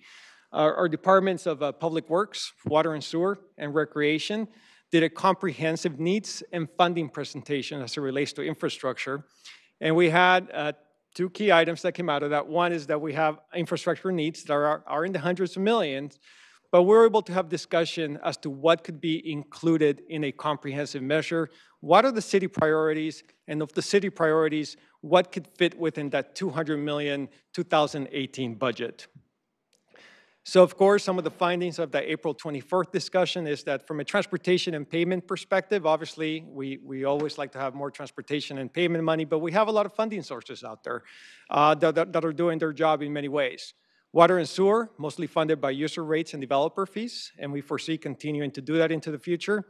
And we have a lot of building needs in the city. Most of our building projects are fairly large. You know, you look at the Civic Center, you look at our Corporation Yard, those projects are going to need their own separate financing strategy. But we did have some smaller projects that could fit within this $200 million budget, such as fire stations and libraries. We also talked about our flood protection need, and we focused not on the total need, and we acknowledged that some of those weren't as important, but we have a $20 to $30 million in need for priority projects. And of course, you remember we went through some detail on what's called the Kitchell Report that looked at our entire park system, and we have about $150 million worth of needs with about $50 million of facilities in critical and poor conditions, and something we discussed 3 or 4 times with you before about the City Place Park, and needing an additional $30 to $35 million to actually be able to build the park out there. So it relates to the ISC CRC. There were a couple of key findings that came out of the Kitchell report that we shared with you. One is the CRC is in good condition. And we discussed the concept of doing an addition or enhancing it instead of a demolition. As you remember, the CRC is a 30,000 square foot building, and to demolish and replace a 30,000 square foot building would cost about $30 million. So that's a significant number to get the same amount of square footage as we have today. And another item that came out of the Kitchell report is that if you look at the ISC, if we were just looking at replacing what we have today, that would be about a $50 to $70 million project, which gives you a little different context to that $250 to $300 million project that's been looked at in the past. So from a project options, what we're going to talk about today, some of the project options that you have that could be considered if council wants to move forward, is that we do like to have this information for the additional community opinion research we're going to be doing. So we actually have a good project list that we're presenting to our voters. For that purpose, we developed 2 project lists for you today, and we based those on the needs, priorities, and funding that we have discussed with you as part of previous study sessions, and also projects that we think would bring significant community benefit and could have community support. I do want to acknowledge, because there are those lists as part of the presentation and the staff report, that the goal today is not to finalize the list, but really to inform the research and really understand if there's anything that should be removed, added, or significantly changed. And to simplify the process, we really broke it into 2 project categories: Parks and Recreation and Safety. From a Parks and Recreation perspective, we have the ISC CRC. We're still looking at relocating that facility. And under all scenarios, we're really looking at maintaining the CRC, but hoping to improve it if there's enough funding for it. From a park improvements perspective, really looking at focusing on anything that's in poor or critical condition, as well as adding trails, City Place Park. And there's been a lot of council interest about possible library expansion. Now, we haven't done the needs analysis to determine exactly what that would be or where it would go. But just to let you know, as we mentioned before, it's about, it costs us about $1,000 per square foot. So let's say you wanted to add 10,000 square feet of library, you can assume about a $10 million budget was what would be needed. That's an all-in cost. It's not just for construction, it includes design and everything else related to it. From a safety projects, we have 2 categories. We have fire station upgrades, including the full reconstruction of Fire Station 5, which would also actually allow for operational improvements because we could relocate a ladder truck over there, which currently doesn't fit within the existing facility, as well as improvements to Fire Stations 1, 7, and 9. And actually, that would bring most of our fire stations to pretty good condition. And of course, we talked about our flood protection projects, about $20 to $30 million in priority projects. So some of the key decisions that'll have to be made is how much funding is going to be dedicated to the ISC CRC and how that fits into the overall program. What type of projects should we include when you look at those project options? Do the projects make sense? Are those the right lists? And really want to get your perspective on that. I also do want to acknowledge that we have some project delivery concerns with getting $200 million. Well, it's great in one end. Project delivery is a concern, especially as when we talk about the budget constraints that we started this presentation with. And if we do have budget constraints, that's going to affect staff capacity and the number of projects we can deliver on. So if we move forward with this and it does get approved, how does the capacity and capital priorities fit into this whole equation and project delivery? So with that, let's go to the projects, and just as we have 2 options for you. Option 1 is that, is starting off with the ISC CRC, and really what's kind of what drives that discussion is how much money we're going to dedicate to that. Under this scenario, we're looking at an $80 million ISC CRC project, which would allow us to build a new ISC and upgrade the existing CRC with aesthetic improvements, probably no additions or anything else related to it. Now, we would hope to find a creative architect and designer who would maximize space and operations by incorporating any new construction with the existing CRC.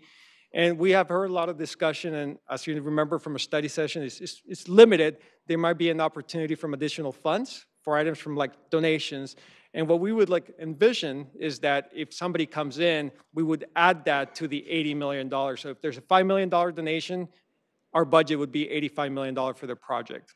Then we have $50 million for Parks and Trails to focus on that critical and poor conditions. We are looking at $10 million for City Place Park to at least activate part of that facility, and the $16 million budget for library to do a 16,000 square foot addition either at Central Library or Northside Library, depending where the priority is at. From a fire station perspective, $10 million budget to rebuild Fire Station 5, and then $4 million for each facility at 7, 9, and 1, and $22 million for flood protection. Under option 2 is the same projects, but we are putting an additional $20 million into the ISC CRC, which we're hoping would get us some more amenities into the ISC beyond what's out there today, and maybe do an addition to the CRC as well. The way we accomplish that, there's no magic behind it. We have to reduce the amounts on the other projects. Parks and Trails go down by 5, City Place another 5, Library goes down by 6, and Fire Station and Flood Protection go down by $2 million each. So we are looking for feedback and perspective of what you think of that list and what projects should be included. And with that, I'll pass it back to Deanna. Thank you. City Manager. So in terms of the next step, we'd like to receive council's input on which revenue opportunities we should continue to research, acknowledging that 2 is probably the right balance to look at for purposes of actually conducting community research and coming back with statistically significant data. We want input if you decide to pursue the infrastructure parcel tax on options 1 and 2. And then as well as we will then present our schedule on public outreach and engagement, the research engagement that we need to have in terms of scientific focus groups. And based on the outcome in July, we'll proceed with our ongoing work of drafting regulatory ordinances or preparing for licensing procedures if you select the cannabis tax. This is just the schedule in terms of our next steps. We'll be back on July 5th with the input that you direct this evening.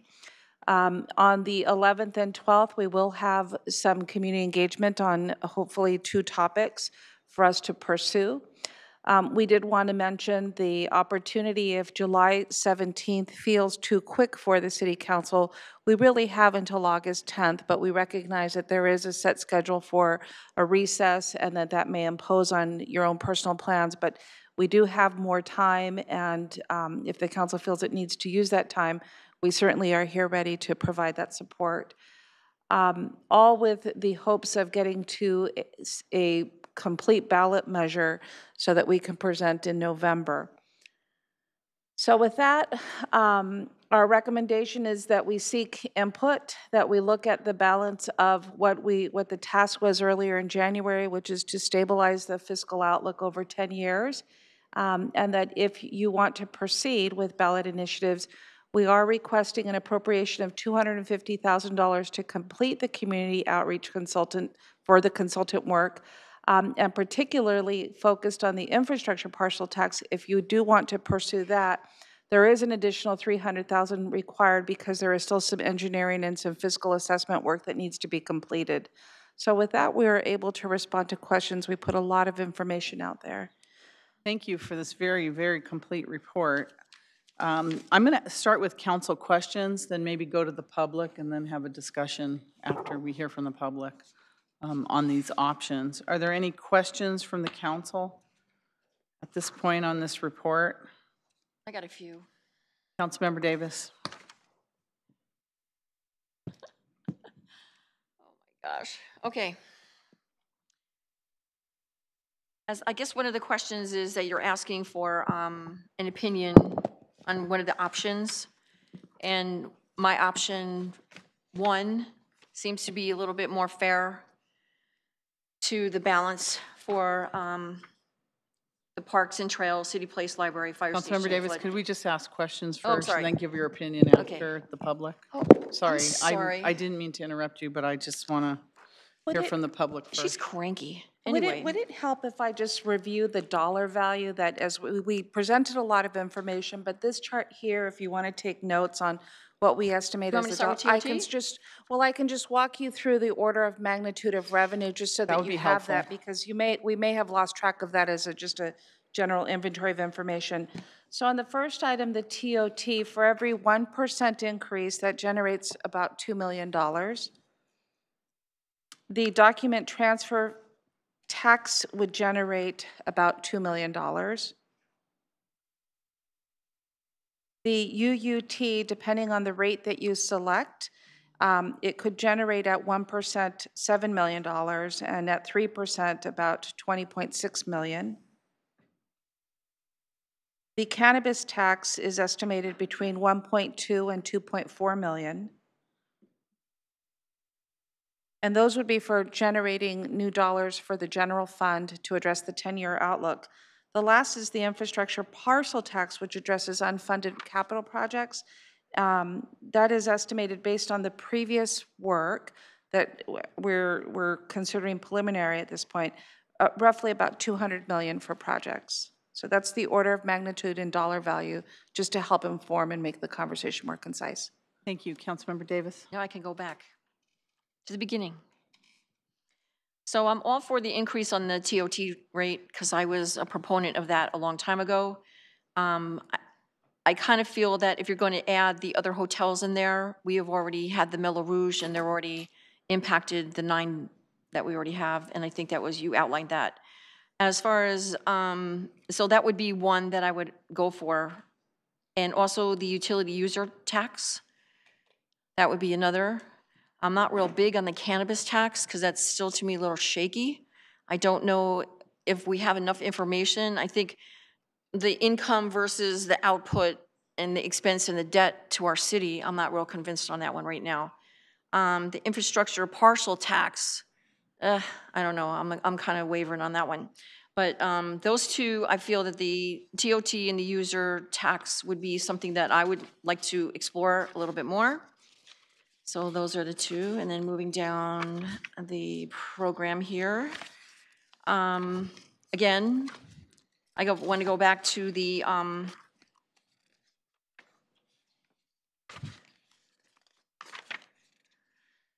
discussion on option 1 and 2. So once again, I am for option 1, but I think that I would like to see a little bit more information for the 195, the legislation thing. What would that 73-word ballot statement look like for our residents? Because to me, you have to craft that right. Otherwise, I don't think they're going to understand this. And I don't want to cannibalize any kind of thing in November ballot so that we get lost in what we really need for the city. So they really understand what we're looking for and what we need to fund in the city. So I agree with sticking with 1 or 2 of these and not getting a little crazy ahead of ourselves for new revenue streams. So that's my statement there. Thanks. Councilmember Mahan. Yeah, I do have some questions. On the documentary transfer tax, because I do a lot of this in my practice, is it not true that the county can only assess, like, it's either $1.10 for the city or $3.30? I mean, there's not, you can't pick your own number. You either have to go with their number or not. And one's, I think, 110, and the other one is 3.30. That's the case. It's at 110. Okay, so you'd be It's at going with the 110, but we're a 110. charter city, so we can raise this tax to whatever we would like, but then we forfeit the 110, because then the full 110 goes to the county, and we would get whatever we ask for the increase. But I thought the county isn't equipped to, like, assess that and collect that at the counters unless it's in their system. So maybe we could just get more information on that. And then will there be any exemptions to the documentary transfer tax, like for homeowners who are just transferring it within a family, or if it's a gift, or all the regular? Most cities have a lot of exceptions that the State Board of Equalization allows, and would we be implementing those exemptions as well? On the utility tax, this is one of those regressive taxes where the poor can afford to pay it the least and are the most impacted. So do we have any relief for low-income households, or lower income individuals? The city would be able to create those programs and set dollars aside to help fund the programs, essentially. And so how would that work? Because like I say, it's one of those regressive taxes. You know, it wouldn't hurt me to add a tax to my utility bill, but it certainly could impact my neighbor who doesn't have the same level of income. I'm going to cite some law here, but generally what has been the practice is whenever a city desires to create a program to provide some type of financial assistance for low income, the city is required to set aside the funds in order to fund the program. So we would want to look, if that's the case, we would want to look at developing the program such that the council has the opportunity to set that policy, set the funding level, look at some trend information. I have to say, as we said in the report, this is one that is, because it is a new tax or would be a new tax, it really requires sufficient time for community engagement from a full spectrum of individuals. And as we wrote up in the report, this is one that should not be rushed into and may likely be on a later horizon because of, one, the need to do engagement correctly and seek buy-in and collect the information on the type of topics that you just raised and make sure that the city provides a responsive program before we go out and test it. Right, and I understand we have programs that will assist people with their utility bills, but legally there's no way to exempt anyone from the tax. I mean, the tax has to be on everyone. On something like this, I'm familiar with some programs in other states where they have income-based reductions in property tax. This would be such a low tax. The administrative process in determining whether somebody meets the income guidelines for an exemption for the tax would probably be more expensive to process than an exemption. So unless you did some kind of honor system on this, it would really be very difficult. You'd be collecting the tax through the utility bill, and anything other than just plain vanilla percentages of the bill would really be, on a transactional basis, be pretty difficult to really process. So I would not, I don't think there'd be much benefit in really looking at any kind of exemption program on this, just from an administrative cost standpoint. And then the transient occupancy tax, the hotel tax essentially, is different from a TID, right? And TIDs don't need a vote? We were on the last question in terms of you could design programs around age requirements for senior programs and senior assistants. And so there are ways, as I was mentioning, to design the program that captures the sentiment and still, but it would require a study and there would need to be time to set the policy. When we were talking with each other, I missed your question, so I apologize. Yeah. It was on the difference between a TOT and a TID. A TID on hotels would not need a vote of the people, is that right? Yeah. Are you talking about an assessment district? Would it be, like we did around yeah, the assessment district stadium. would be different than it would be a different type of vote. It wouldn't be a general vote of the electorate. It would just be the property owners in the district that would be assessing the assessment on themselves. And then do we have any information or evaluation or assessment of how there might be increased health and public safety costs associated with cannabis retail locations in our city, and how that might have an impact on what the city actually kind of nets from a cannabis tax? We don't, and I think the important thing to acknowledge is that to the extent that there is activity, which is very likely already occurring, we could look at that in terms of baseline information, in terms of what type of activity we are already absorbing with respect to law enforcement and cost.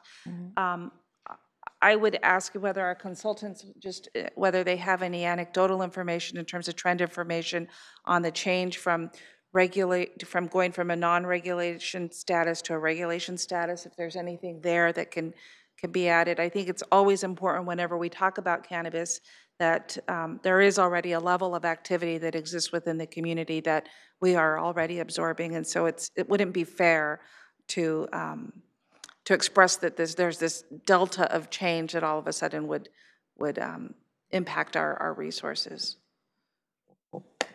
Yeah, I don't have much to add. That's exactly right. So the regulatory fees will pay for your cost, but what they don't pay for is any illegal activities. Now, you're already paying for some work on that today. There has been some anecdotal suggestions that when a city allows regulated cannabis, that there's an increase in illegal activity. We've chased that down, and we don't believe there's any scientific proof that that exists. But just so you're not blindsided, some people suggest that we don't believe that that actually happens.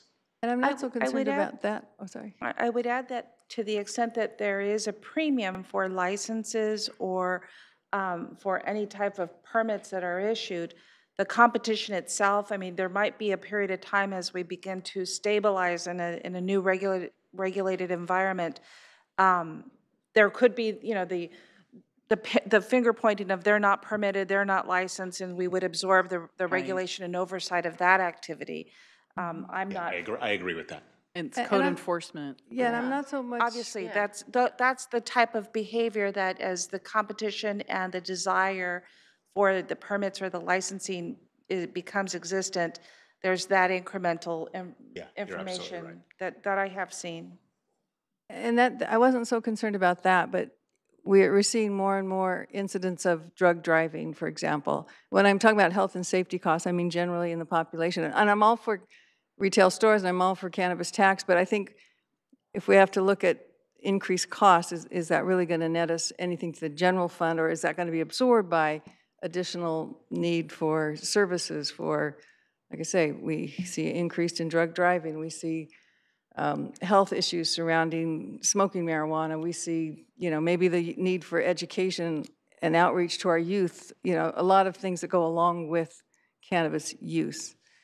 I think, I don't mean to put John on the spot, but I would put money on the fact that you probably are knowledgeable on this, that the market is changing, and there's some national publications around the economy not being at where it was estimated in terms of large revenues to municipal or municipalities, and I'm particularly mindful of Oregon, where there is an oversupply, and it's the common dynamics between supply and demand and in the economic state.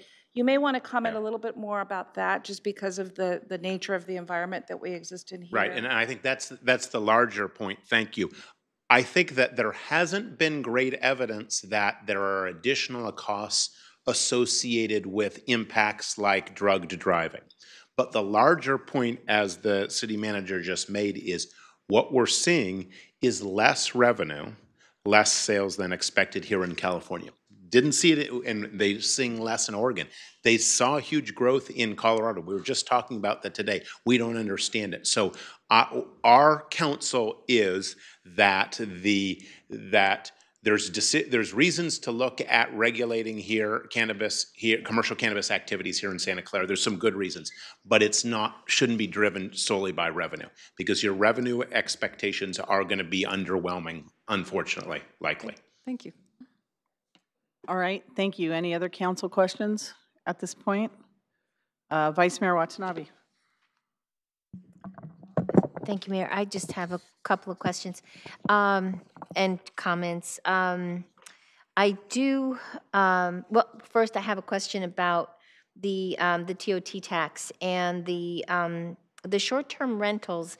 It says that currently 37 businesses pay TOT, including online rentals. Well, if we have 9 hotels and 37 businesses pay into the TOT, that means that 28, are there 28 like Airbnb, are these Airbnb, VRBO type We have more than 9 hotels, but I don't remember right off the bat how many we have. 9 are the ones that are in the CFD area. So we do have other hotels. So the bulk of them are not like the Airbnb and the others, but they're smaller hotels. Right. I guess I'm just surprised at the small amount of online rentals that seem to be available. I would think that it's, or for short-term rentals, it seems like there would be a lot more. How do we, like, how do we keep track of that? Or does the city have something in place to keep track, or? Yeah. So they, all of the hotels and online rentals have to fill out either their pay on a monthly basis or quarterly basis. So they fill out the forms and submit the revenue. We are also going through, in the process of setting up TOT audits. So we'll be picking a few hotels every year now and get on track to start doing those audits to make sure that they're being accurate what they're turning in. So. And that hasn't been, from my understanding, I don't know how long it's been since those have been done. So. Yeah, no, that's good. That's good to know. No, I think a transient occupancy tax increase definitely. What? I know what you're talking about. Let her finish, please. Thank you. It just seems like from traveling, like if you go to New York City, I mean, there's like a tax for everything. I mean, you go into a hotel and you expect to pay the room price, but when you check out, it's increased by like $100 because all these other taxes have been built in to into the room rate. And people don't seem to mind paying it. And I just, I'm feeling that could possibly be a more popular way to raise revenue, because we have, with Silicon Valley growing and a lot of business people coming to Silicon Valley, corporate, it's offset to corporate costs, and so it's not a tax that would hit the residents as much as it would, like a business, and that could be absorbed.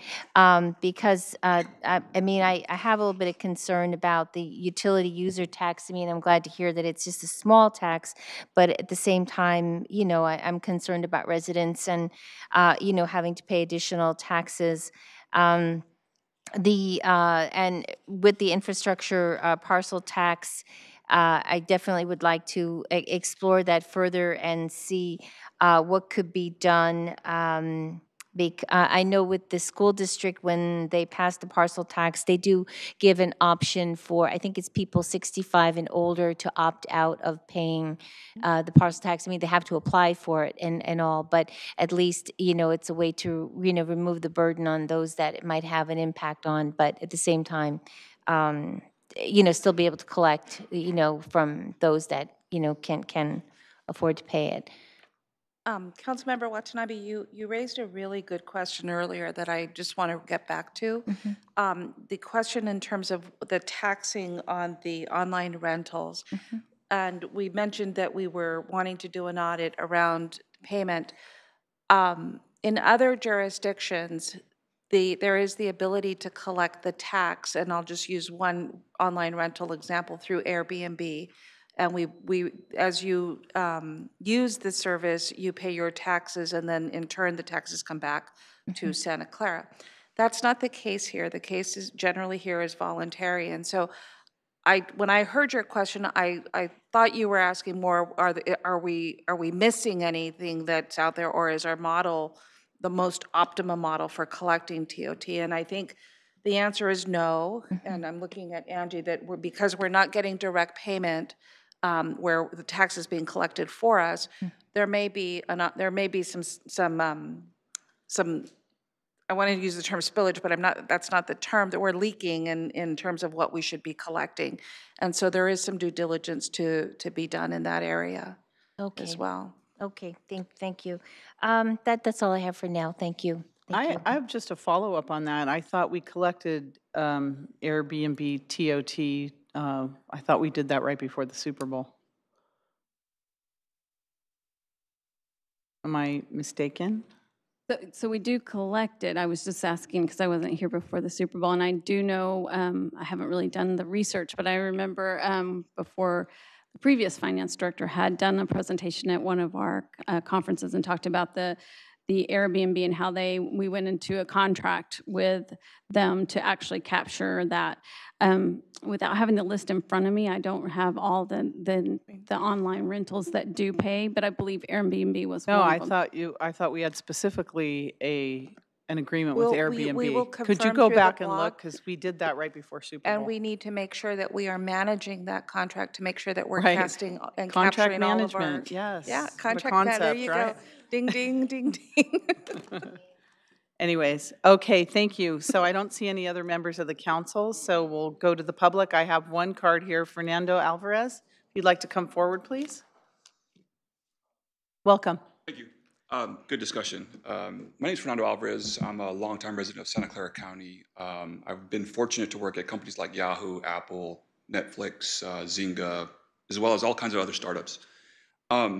Working at those companies, I've learned tremendous amount of just kind of business fundamentals, and I've applied that actually to the cannabis industry. And being fortunate in applying, I founded a business called Vapor Tent Lounges, which is a private event planning business. I've been approved by the state of California as a cannabis event organizer, which is only the second one in the state. However, I can't, because of the current moratorium in Santa Clara County, I'm unable to execute based on their emergency regulations of having events at a fairground or district agricultural center. However, there is an assembly bill coming through, that's AB 2020, that will allow local jurisdictions the option to approve alternative venues to allow these events to happen. And so what I wanted to do is just simply introduce myself. I understand that there's a lot of debate to be happening, public comments, et cetera. But at the very minimum, the business that I founded was founded on these Silicon Valley principles. We are trying to curate in a respectfully, not the festival style type of events. A lot of my members are VPs. They are CEOs. They want to actually do these events as a recruiting and retention tactic, as in a sense that they would hire or be able to kind of recruit and retain top talent from an engineering standpoint. And so we've been doing these events for about 4 years privately. I wanted to, again, just kind of give you guys some copies of what our event guidelines are, our terms of service, our standard operating procedures, and kind of everything that we need to submit to the state of California to have these events. Again, I understand it's a lot to discuss, but as we are having these discussions about new cannabis businesses, I wanted to kind of introduce myself and our operating guidelines. Well, thank you, and thank you for coming. And if you wouldn't mind giving that information to our city clerk, she'll make sure that we... I have copies for everybody. Oh, you do? Oh, prepared. Thank you. All right, and while he's doing that, if anyone else would like to come to the podium to speak, please come forward. Thank you very much for that. Welcome. Good evening, Mayor and City Council. Sean Callie Rye, lobbyist, registered president and founder of the Silicon Valley Cannabis Alliance also. I've spoken with you a number of times. Just to recap, San Jose had 130 dispensaries. They were rogue. They were well before the state guidelines. They were in non-compliance. And San Jose's regulations were all about bringing that number down, getting it down as close to zero as possible. They got it down to 16. I would say look at Mountain View. If you're looking for a city that has good regulations in place, that's moving slowly, that took their time, that's thoughtful, look to Mountain View. Mountain View just gave staff a direction, and they said, look at your retail space, look at your large retail, look at your community retail space, and they looked at a number closer to 1 per 10,000 as far as dispensaries. That may be too high a number for you. That may be closer to 12 for your city. They're looking at 5 or 6. They're looking at on Castro Street. They're looking at on the El Camino. They're looking at large centers, as I mentioned, but 3 is too few. 3 is just too few.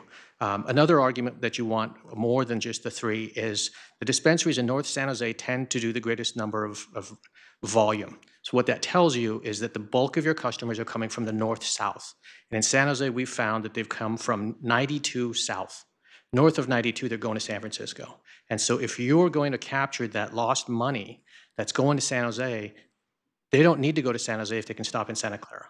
So if you just sort of use that 70-30 or 50-50 rule, you're probably looking at a number closer to 5 to 8 dispensaries that will take that bulk of the tax dollars away. And San Jose is seeing about $10.5 million a year. They're expecting that to be up 20% So another $2 to $2.5 million this next fiscal year that's coming. So I think your tax estimates are probably a little bit low, especially when you're comparing them to the larger dispensaries to the south and to just to the south, a couple of exits off the freeway. So thank you for your time. Thank you for that information as well. Would anyone else like to speak? Please come forward. Okay, council, opinion time, although we have a few.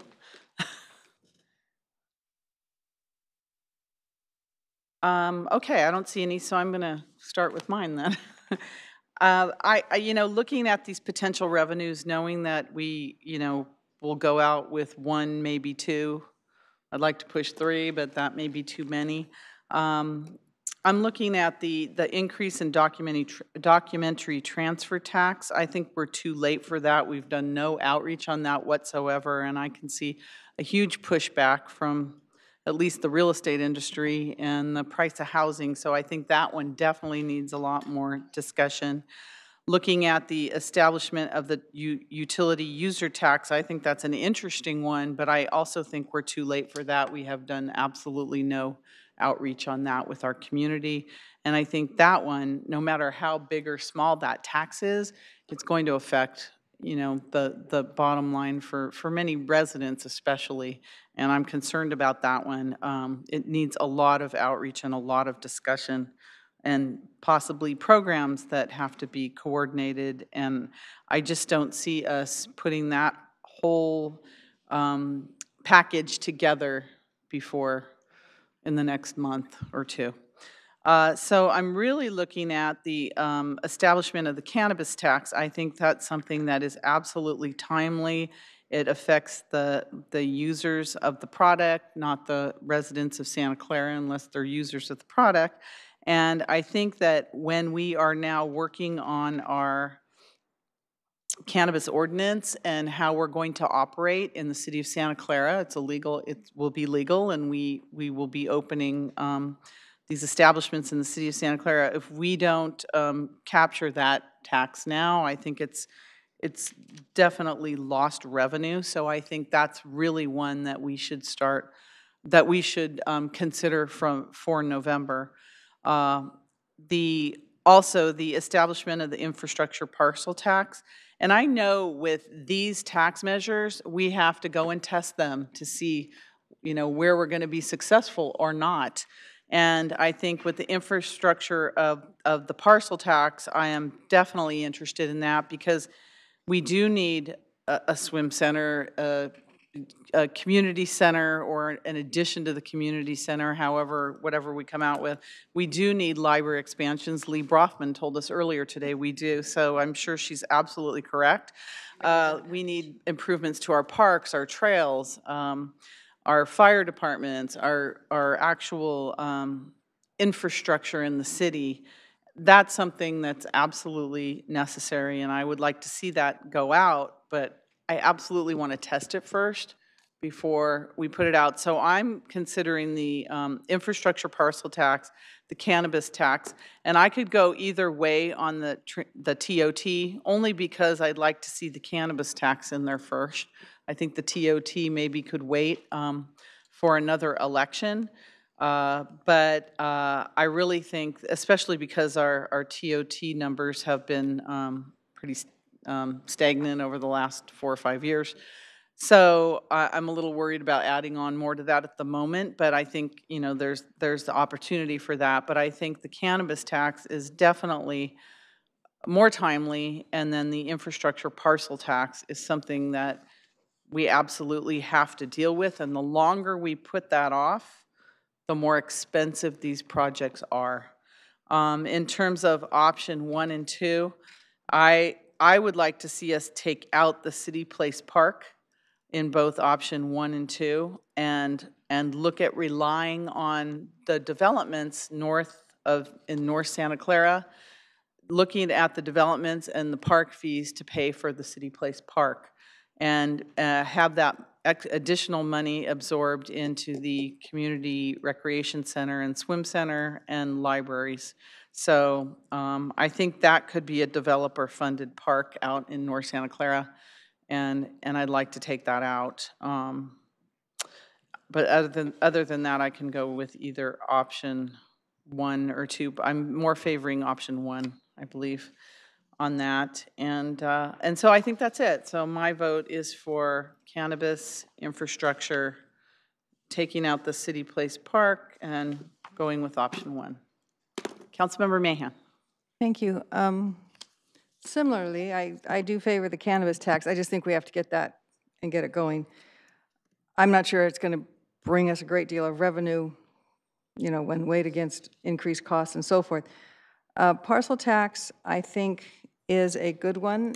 It tends to be favored in this county. They almost always pass, especially when you have a good list of projects that the public know is coming and will benefit the public. The key is always getting that right number, and that needs to be tested. You know, is it $10 per 100,000 or is it $100 per 100,000 of property value? And so I know the school district, when they've passed their parcel taxes, they've been very good about getting that right number. So I think that's, you know, something that we're going to have to test to get to the right number that our residents and property owners will find amenable, especially in light of what we're going to do with the money. Now, for me, in both options, I think they all have value.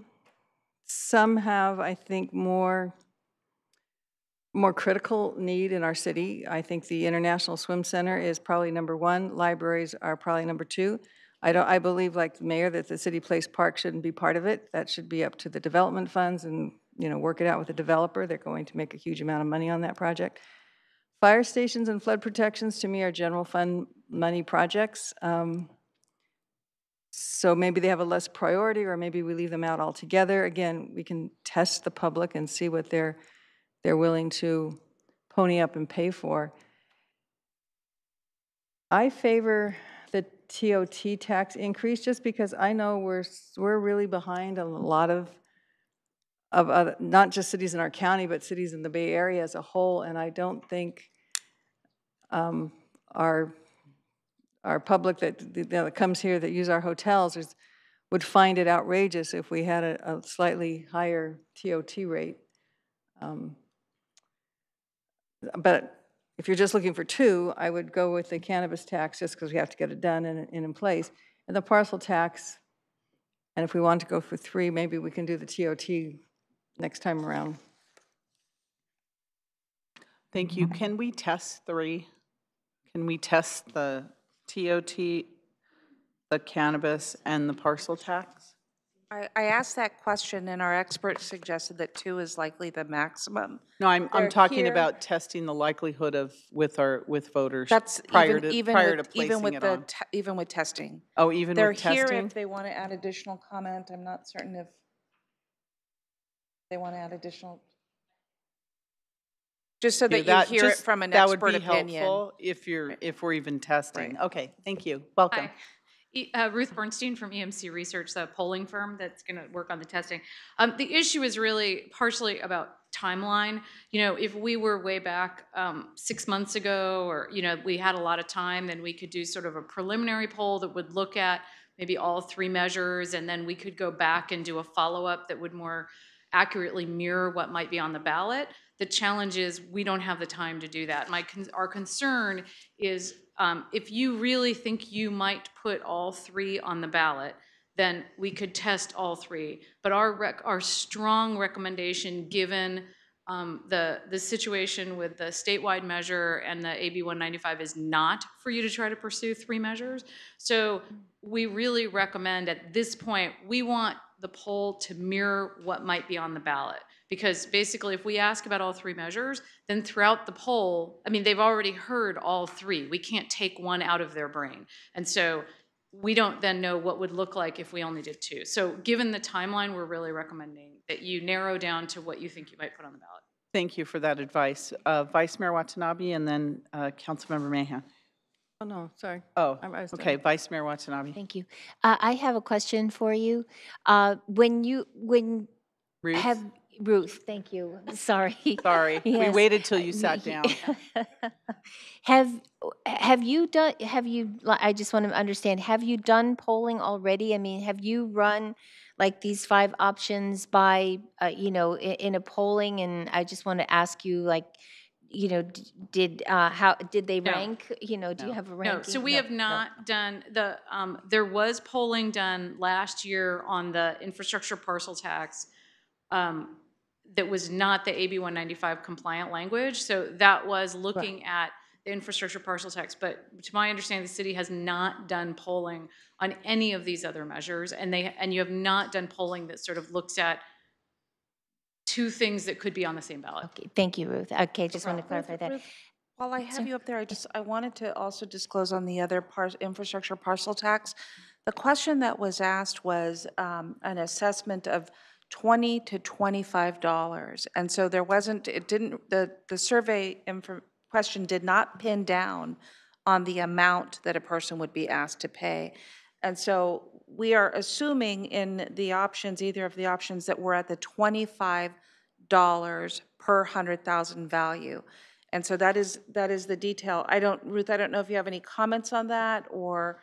Yeah, again, we feel like one of our challenges here is our timeline. Again, if it was very early in the process, we could maybe do a poll that would maybe split, and some people would be asked one tax amount, and someone would be asked the other, so that we could look at the difference. At this point, we really need to have you, we need to look at testing with voters the measure that we think might appear. Okay, so, that's clear. Thank you. If it's going to be 25 per 100,000, that's what it's going to be. We kind of can't test a bunch of different things. That's the number that we're assuming. We're assuming the top end of the range from the previous work. And so if there's any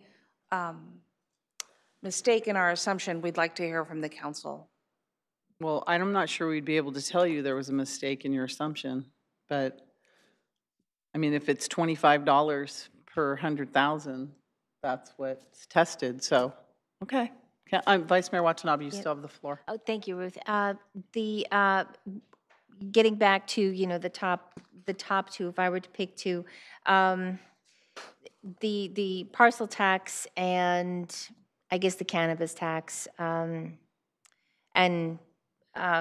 listening to what the mayor had to say, I mean, I really would like to try the TOT tax as well.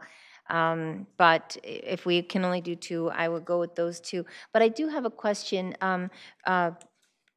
Assistant City Manager Shikata. You mentioned with the regulatory ordinances and putting the cannabis plan together. You said it would take 8 to 10 months? No, what I suggested is that San Jose took an 8 to 10 months time period. We do have the ability to get all the regulations in place and be prepared for a ballot measure in November. Okay. So we can do that. It's a lot of work. Yeah. And I think I had one slide up there that discussed all the different types of actions that might be necessary in order to accomplish that. Mm-hmm. And given the time frame as well of when the initiative or when the measure would need to be submitted, we'd be looking at trying to get some council consideration for a number of different items before that. And then, as the city manager mentioned, that there's the break. So a short answer is it can be done. It'd be a very compressed time frame, though. Are we still looking to have, with the goal of like having it put in place in January? Did we have a deadline of January of next year to make it effective? That was the goal. The issue here is that you'll be making decisions likely on what to tax in advance of your regulatory program being completed. And so we'll be doing those almost concurrent with some of the regulatory program lagging behind your decision on what you will tax. Mm-hmm. That's a little unusual, but we think it can be done. But as we mentioned earlier, it may take a little bit more time, and we may need to adjust the schedule towards more the August 10th date as you start to sort through all of the details that will come on July 5th and July 10th and on the 17th. There might be a lot of decision making, and you may want to extend your schedule a little bit to the 10th. Thank you very much. Thank you. Councilmember Mahan, did you have additional comments? No, okay, no, your name's still on there. Councilmember Davis. And then, okay, so Angie, how long would it take? So if we're looking at timelines for a ballot, The TOT, how long would that take? Where are we on that? Even though we don't have the audit, hasn't been audited, where are we on that? So we haven't even started. Are you talking about an increase, doing a TOT Yeah, we have to increase? pick two. So I'm wondering, what is the timeline on TOT for, Ruth just gave us a timeline on hers in compression. So what would be the TOT? So with ours, we haven't done as a detailed analysis as with the cannabis, but we would get started just with the community outreach. All the things that we listed would start, and then if we are going to put the measure on, then we'll start putting everything in place and come forward. I believe it was the 5th, I think, July 5th, we'll come forward with what we've discovered, and then again on the next meeting, I believe, which was the 17th. Okay, so then you said that you could get this together because we have to have the tax rate for cannabis anyway to go forward in January, correct? So I think the one difference here is that as far as the cannabis program is concerned, is that we don't have a regulatory framework at all right now, and that there are a lot of decisions that need to be made. Whereas that you have an established TOT program, there's a framework there, and what we'd be looking at is requesting to the voters, do we change the rate? Okay. I'm just, because the thing is that when Ruth came up and said we can't explore 3, 2 is better. So I'm trying to figure out which way to go here. So, okay, those were just my questions. Thank you. Okay, so I don't see any other speakers. If we don't test and ask for the cannabis tax, we have to wait 2 years, over 2 years for that. Correct? Our next election would be, right. So that would be lost revenue. I again am for the parcel tax and the cannabis tax as the two, since we're already getting TOT, and then defer the TOT for 2 years until the next election. After that, I'd like to test the cannabis and the parcel tax, if we can only test 2. So, Councilmember Colstead. Well, we're in agreement, kind of unusual. I'd like to make a motion, Mayor, that we direct staff to test those 2 taxes, 4 and 5. They're clearly the ones that would be best for the city going forward. Second. Motion and second. Did you want to give an opinion on the options, 1 or 2? I know both Councilmember Mahan and I would like to take City Place Park out. I think our expert told us that we should probably not pick a whole lot of different taxes to explore because it might be tough to sell. So I think we ought to just stick with those 2. The options for the parcel tax. I'm sorry, it was the options for the parcel tax. I heard option 1 3 times from the dais, absent the city place, or with eliminating the city place, and at the $25 per $100,000. $25, option 1, take out City Place and evaluate the other infrastructure, fire station and flood protection. Sounds good. Is that okay? I absolutely agree with that. City Clerk, did you get that? Okay, and there was a second on that. Any other discussion? Please register your vote.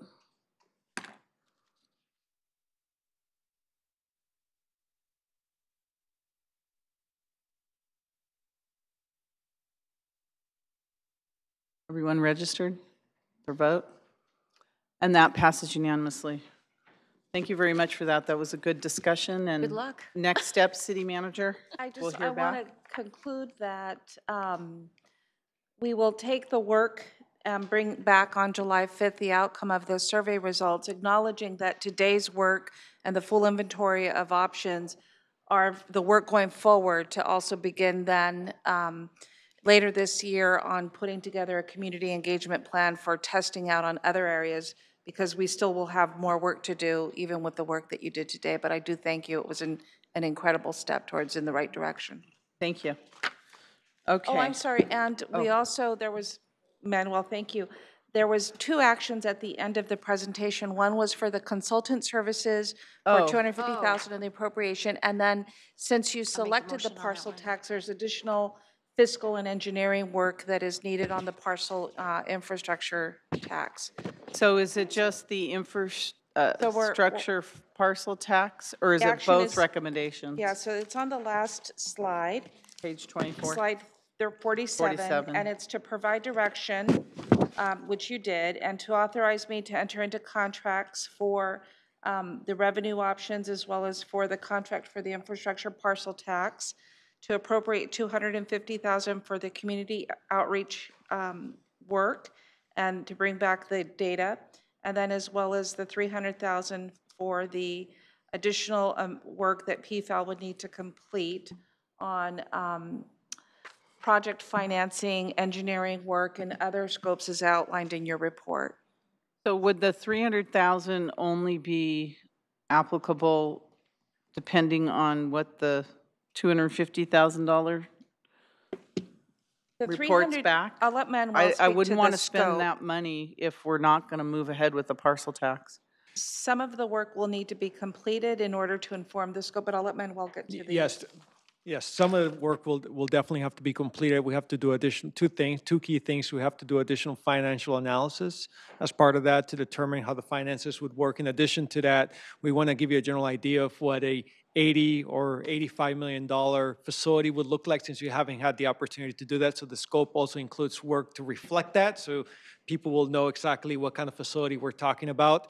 In addition to that, they also have a scope of work associated with community outreach. So some of the work, a lot of the work will occur in a parallel track with the community survey, so we can provide appropriate, the correct information for you.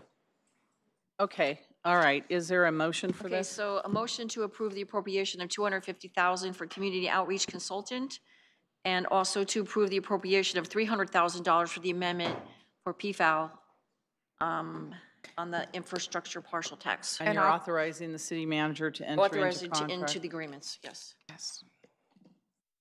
Second. Motion second. Any discussion? Please register your vote. And that passes unanimously. And that's it for this item, right? Thank you very much. All right, moving on. Okay, the next is we have sub 3B, or was that included? That was included, so we did We're on that already. item 5. We're on 5. Oh, we're on 5? Oh my gosh, just went through most of the agenda.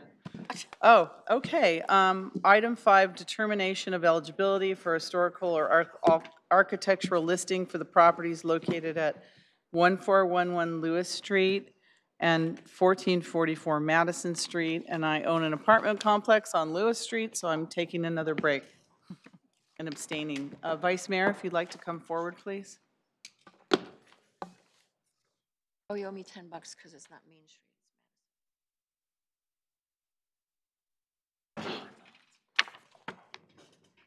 Okay, Mr. Crabtree, looks like you are going to be handling this part of the agenda. Yes, thank you. Vice Mayor, members of the City Council, I am Andrew Crabtree, a Director of Community Development. And the item in front of you, 1411 Lewis Street, is a request for a determination by the City Council on the eligibility for historical or architectural listing for a property that's located on the northwest corner of Madison Street and Lewis Street.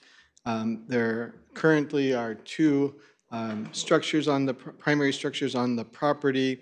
There's a single-family residence, which is outlined in the greenish blue color here, and then a duplex in orange. The addresses are 1444 Madison Street for the duplex and 1411 Lewis Street for the single-family residence. The structure outlined in yellow is a detached garage. There are some other shed-type structures on the property.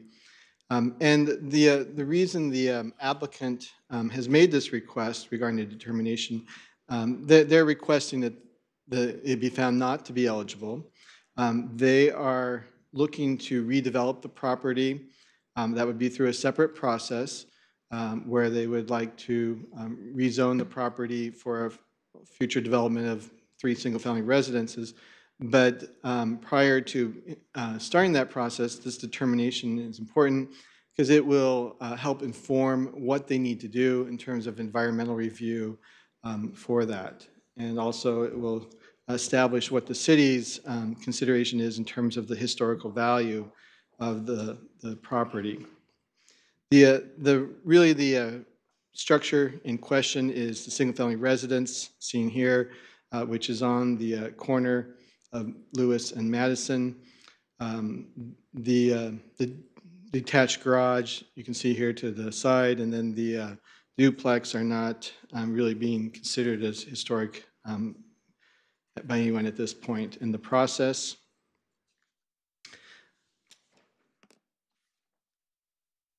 So continuing on, outreach, the applicant conducted a community outreach meeting. There were 4 community members that attended, 3 from the neighbors from the immediate block. And generally, all of those in attendance at that meeting indicated support for the proposal to demolish the structures on the site and redevelop them. They indicated they see the property as being sort of in a rundown condition and that redevelopment would be beneficial. That was in March. In April, the project was scheduled before the Historical Landmarks Commission. It is within proximity to identified historical structures. So per the city's historic preservation ordinance, anything within 200 feet is referred to the Historical Landmarks Commission. And at the commission meeting, there were 7 speakers, 5 of whom expressed opposition to the concept of demolishing the property, saying this is an older house. It was believed to be built in the 1880s. And so based on the age of the structure, in particular, they spoke that the city should view it as historic. 2 of the people there did continue to support removal of the property demolition, again citing that they viewed the current condition as one of blight. All right, I need the...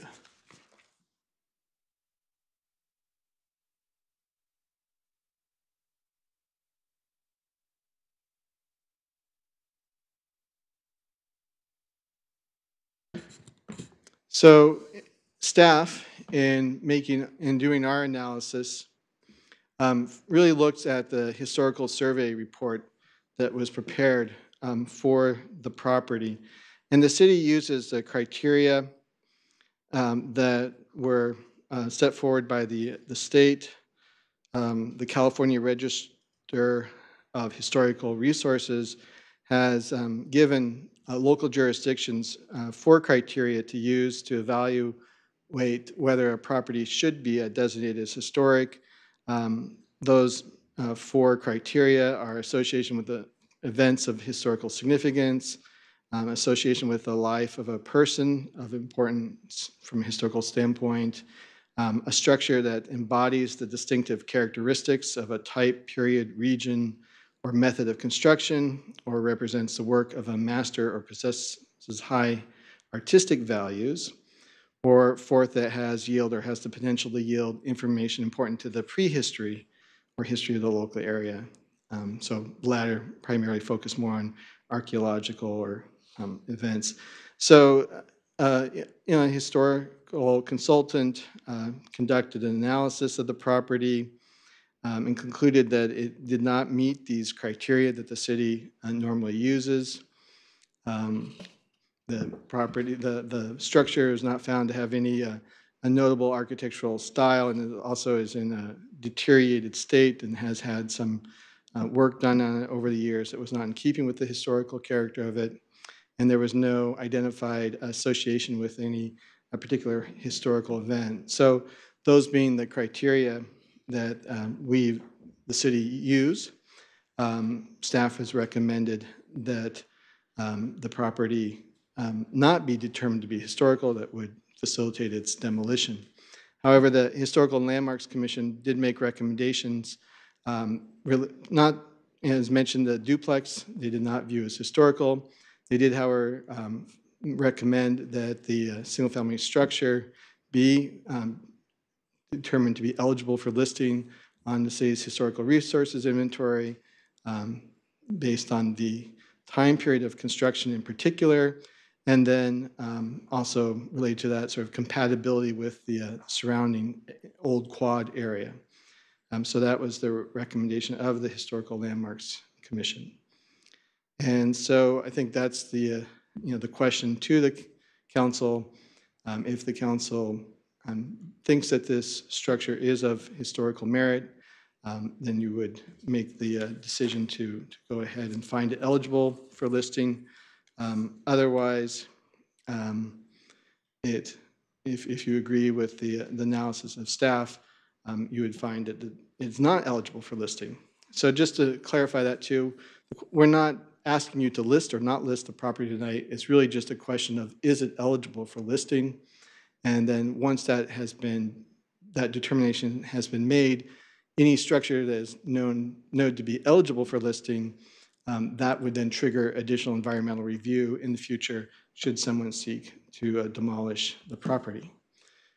So, staff has looked at consistency with the general plan of the proposed involvement, the input of the community, and the Historic Landmarks Commission, but based on the historical resource criteria and survey, we've made our recommendation that the council determine the properties are not eligible for listing.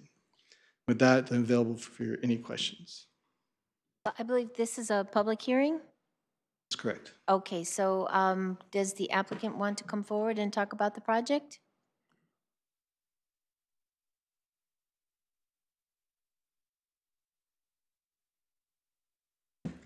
Good evening, I'm Greg Masalam, and I met many of you at the project, so it's a little redundant to staff, but I have a few things that I prepared.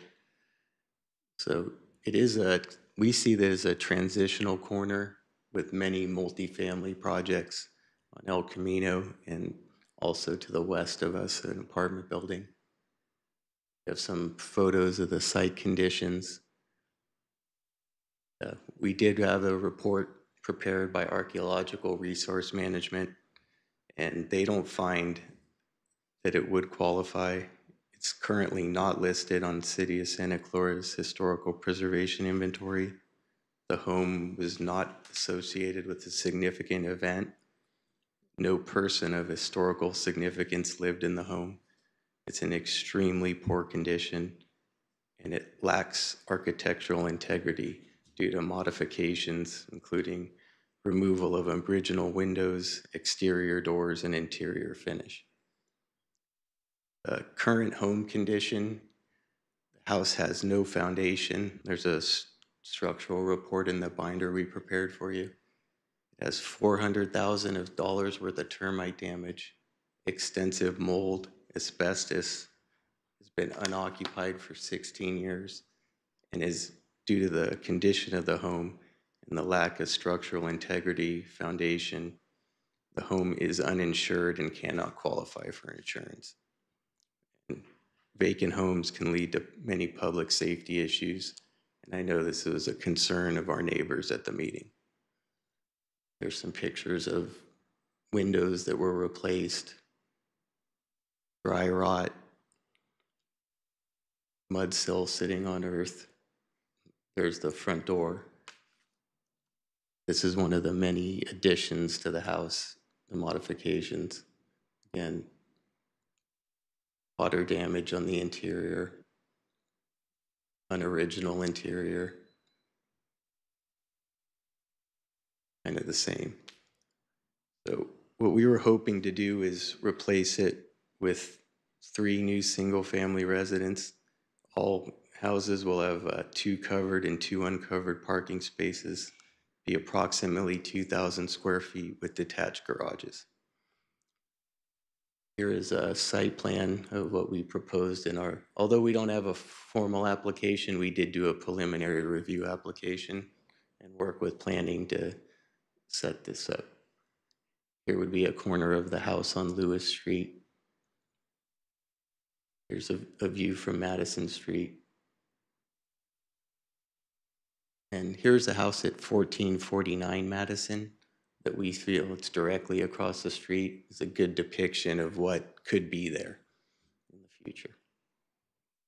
So we believe that it helps the improvement of the community, providing much needed housing for families and general neighborhood cleanup.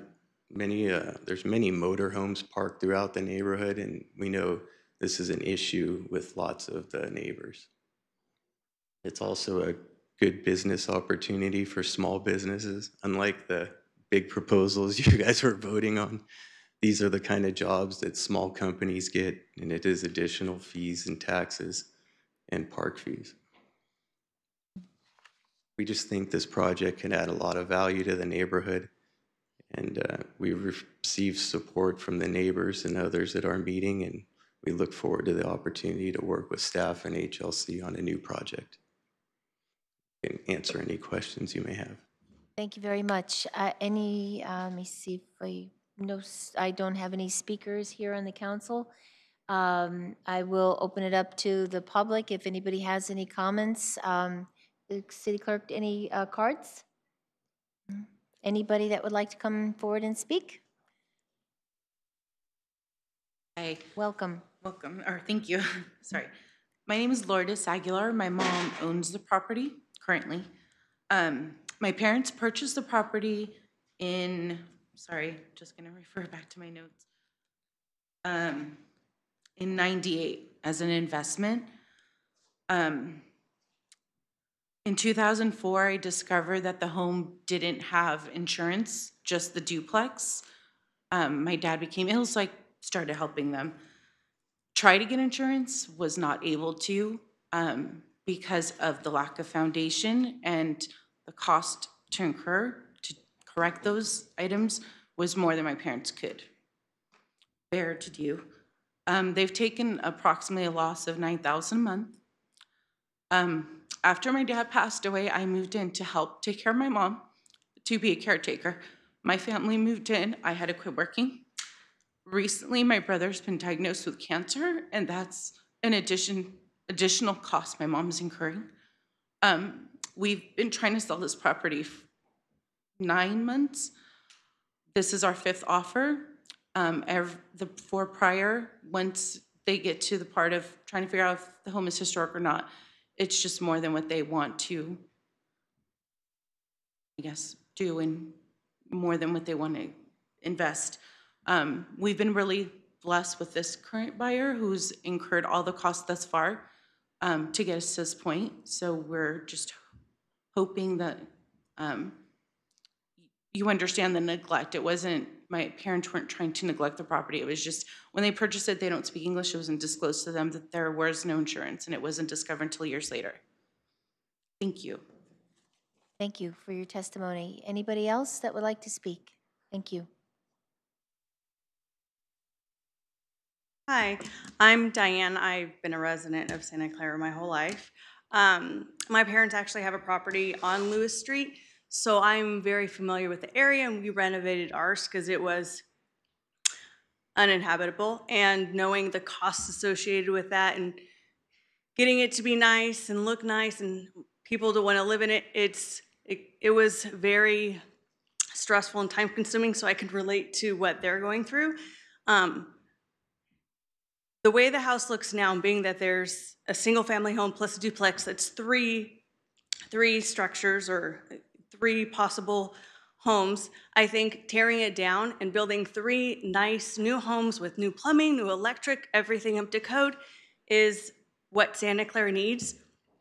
And that neighborhood, I think, will look a lot nicer, as opposed to, I'm not a big fan of all the apartments and condos going up and making everything feel congested. And I think this will be nice. So, as opposed to turning it into something historic, which I don't think it falls into the category. That's all. Thank you. Thank you very much. Anybody else that would like to speak? Otherwise, can I entertain a motion to close public hearing? Move to close the public hearing. Second. Thank you very much.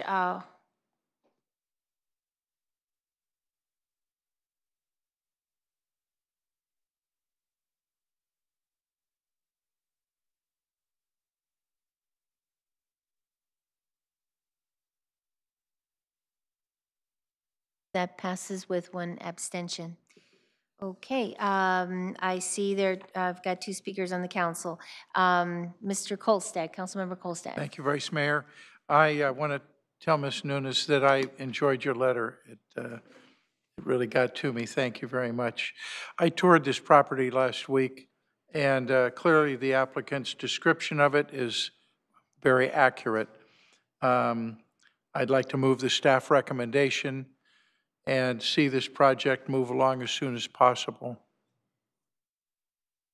Second. Councilmember Mahan, you would like to speak? Yes, thank you, Madam Mayor. So I did tour this property also with Mr. Bothman and Mr. Musselman as the applicants. I also later went out with our city historian, Lori Garcia. And, you know, I'm probably the last person on this dais who will ever say an historic home ought to be demolished. It is an historic home, taken in context of Santa Clara's history. However, it points out the difference between being merely historical because of age and being historically significant because of some additional criteria that we would impose on a property that would not allow it to be demolished. Our city historian pointed out that there were many alterations over many years on this property, so the house itself has been significantly altered, in addition to being in a state of such disrepair that I think my heel went through the floor when I walked through the hallway with you guys. So it's not historically significant, but what really convinces me is the sincerity of the developers who are going to build 3 single-family homes along that block.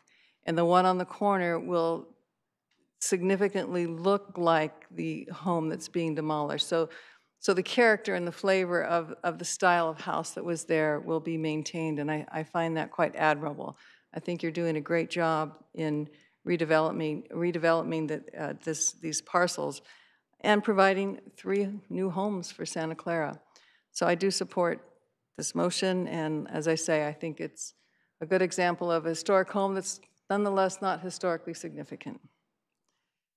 Thank you. Anybody else? No.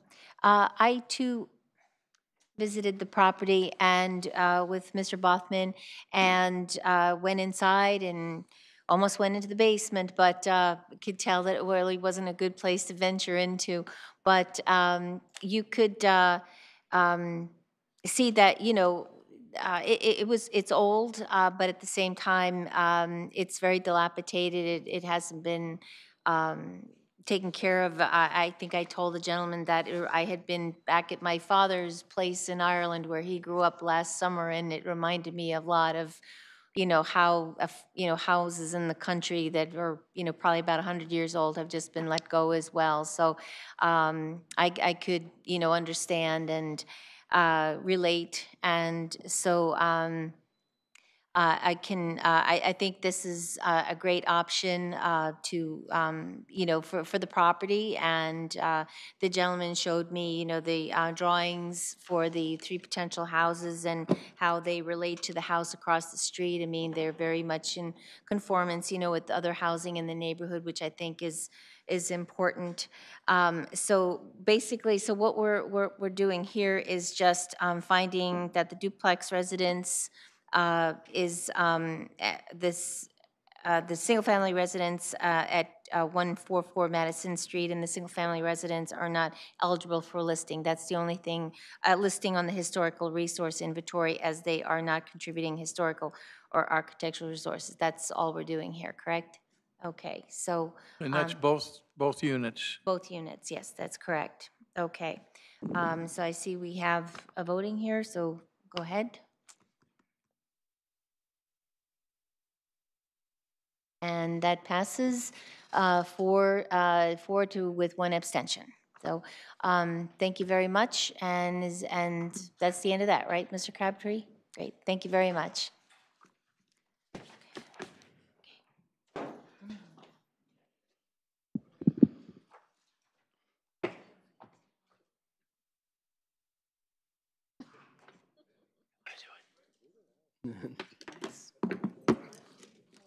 Thank you, Vice Mayor. Next item on the agenda is the Joint City Council Stadium Authority. So we're going to open up the Stadium Authority. One is action on a public safety agreement between the city and the Stadium Authority. Executive Director? Actually, I'll present this one. I'm sorry. So this is going to be an action on wearing both of your hats, both as the Stadium Authority Board and the City Council. And what you'll be doing is approving an agreement between the city and the Stadium Authority. The origin of needing to do this goes back to way back when in 2011, when the Stadium Authority and the city approved the joint exercise, the JPA, essentially. The JPA contemplated the entry by the city and the Stadium Authority into a public safety agreement, which would provide for the city, essentially the city public safety, being able to provide services to the Stadium Authority. And I'm not really sure why, but this has never been done. And in recent, due to recent analysis, it appears that it would be a good idea to enter into this agreement because it would clearly define the indemnification roles of the Stadium Authority for when city personnel are performing services for the Stadium Authority. It's important that the relationship is in a legal document that describes the indemnification and insurance requirements for when city personnel are acting on behalf of the Stadium Authority. So with that, there is a very robust indemnification clause in this agreement, and if there are any questions, I can answer those. Okay. Let's see. Any questions? All right. Seeing none. Any member of the public want to speak on this? Okay. Seeing none. Is there a motion? Motion to approve. Oh, Vice Mayor Watanabe? I was going to make the motion to approve. Since you turned your light on, yes, you get to make the motion. Is there a second? Oh, I'll second the motion. Okay. Motion second.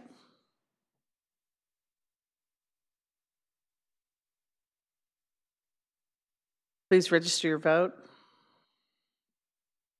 And that passes unanimously. And I'm sorry, Mayor, just as a matter of housekeeping, since it's a joint meeting, if you'd like to consider formally excusing Council or Stadium Authority member O'Neill from this meeting. Yes, could we have a motion? She fell ill this evening. For excusing Stadium Authority member Teresa O'Neill. So there's a motion. Is there a second? Second. Any discussion? No. Please register your vote. Well, that's on the public safety agreement. So is this? It's noted in the minutes that this is for excusal of Stadium Authority. Even though it says, okay, let's vote again on this then. And that passes unanimously. Thank you very much for that. Any reports of members and special committees?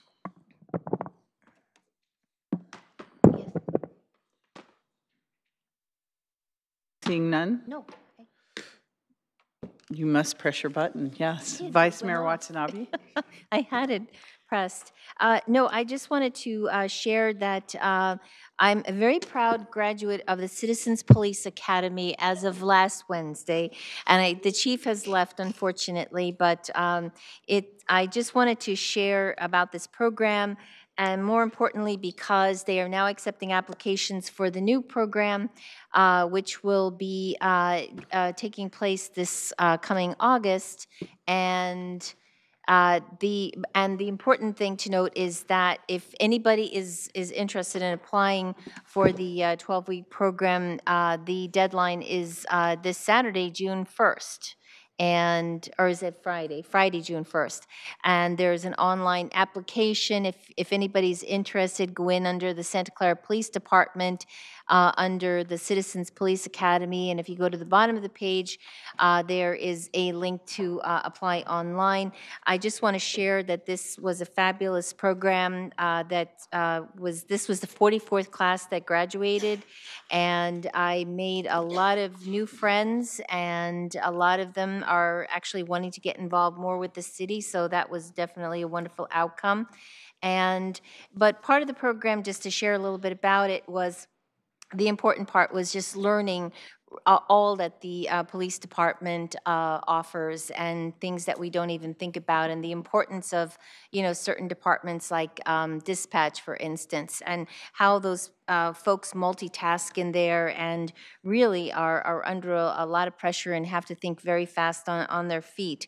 Some of the highlights of the program were having to do a drive along with a police officer. I took a night shift and went from 8 in the evening until 7 o'clock in the morning and got to spend part of the time in the hospital in the emergency room waiting for somebody that had been beat up to see what the result of their injuries were, but waited with the police officer. So that was really an interesting thing to do, and got to drive with the police officer 80 miles an hour down Lawrence Expressway on the way to a Code 3. So things that I would never ever do otherwise, but at the same time, these are the kinds of things that, you know, you get to learn about what the police department does, and spend a day doing traffic stops and also getting to fire a gun, which I'd never done either. So actually 5 different types of guns. So it's really, it's worth it. It's free. It's a commitment of every Wednesday from 6 to 10. And I definitely recommend it to anybody that, you know, just wants to, maybe has a goal of getting involved with law enforcement, or just finding out how they can just be a better citizen in their community. It definitely offers a lot of different things. So thank you to Chief Sellers, and thank you to Carolyn McDowell for putting on, and the rest of the police department for all that you do, and for this great program. So that's all. And congratulations on your graduation. Anyone else? All right, next we have the City Manager Executive Director report. I have a couple of updates. This Saturday on June 2nd, the mayor and I will be providing a State of the City community meeting. We'll host 2 where we'll provide accomplishments over the last couple of months, as well as introduce the new city staff team and review the city's 10-year financial forecast and the proposed operating budget. The first is at the Santa Clara Teen Center at 9 o'clock, and the second is at 2 o'clock at the Recreation Center. I also want to call to your attention some key items for June 12th. June 12th is a busy agenda. There's a lot of work that we'll be reporting out on. We'll have a study session on the final community engagement report of issues related to Levi Stadium. So the final report and data outcome will be coming forward at 5:30, and we'll also look at the items related to the proposed operating budget and your action on the budget, as well as 2 other items that have been in the works that we've had. I've mentioned one, and we've had a study session on the other, and we are bringing forward agreements on the college championship game at Levi Stadium, as well as the refinancing work that I had mentioned a couple of weeks ago, and due diligence. Those are still underway, but we're hoping to bring those forward on June 12th. Okay, thank you. And Pack your sleeping bag is what I'm really trying to say. well, I hope we're managing those meetings, because we're not going to 1:30 in the morning again. I think it really affected a lot of people, and we're just going to have to cut it off early, or at least sort of manage them a little bit better in terms of the items that are really, really, really long. Okay, next, okay, we have our tentative meeting agenda calendar. Is there a motion to adjourn? Motion second?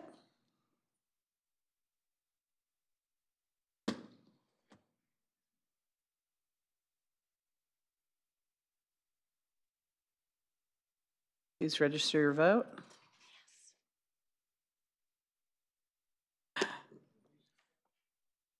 Meeting's adjourned. Thank you.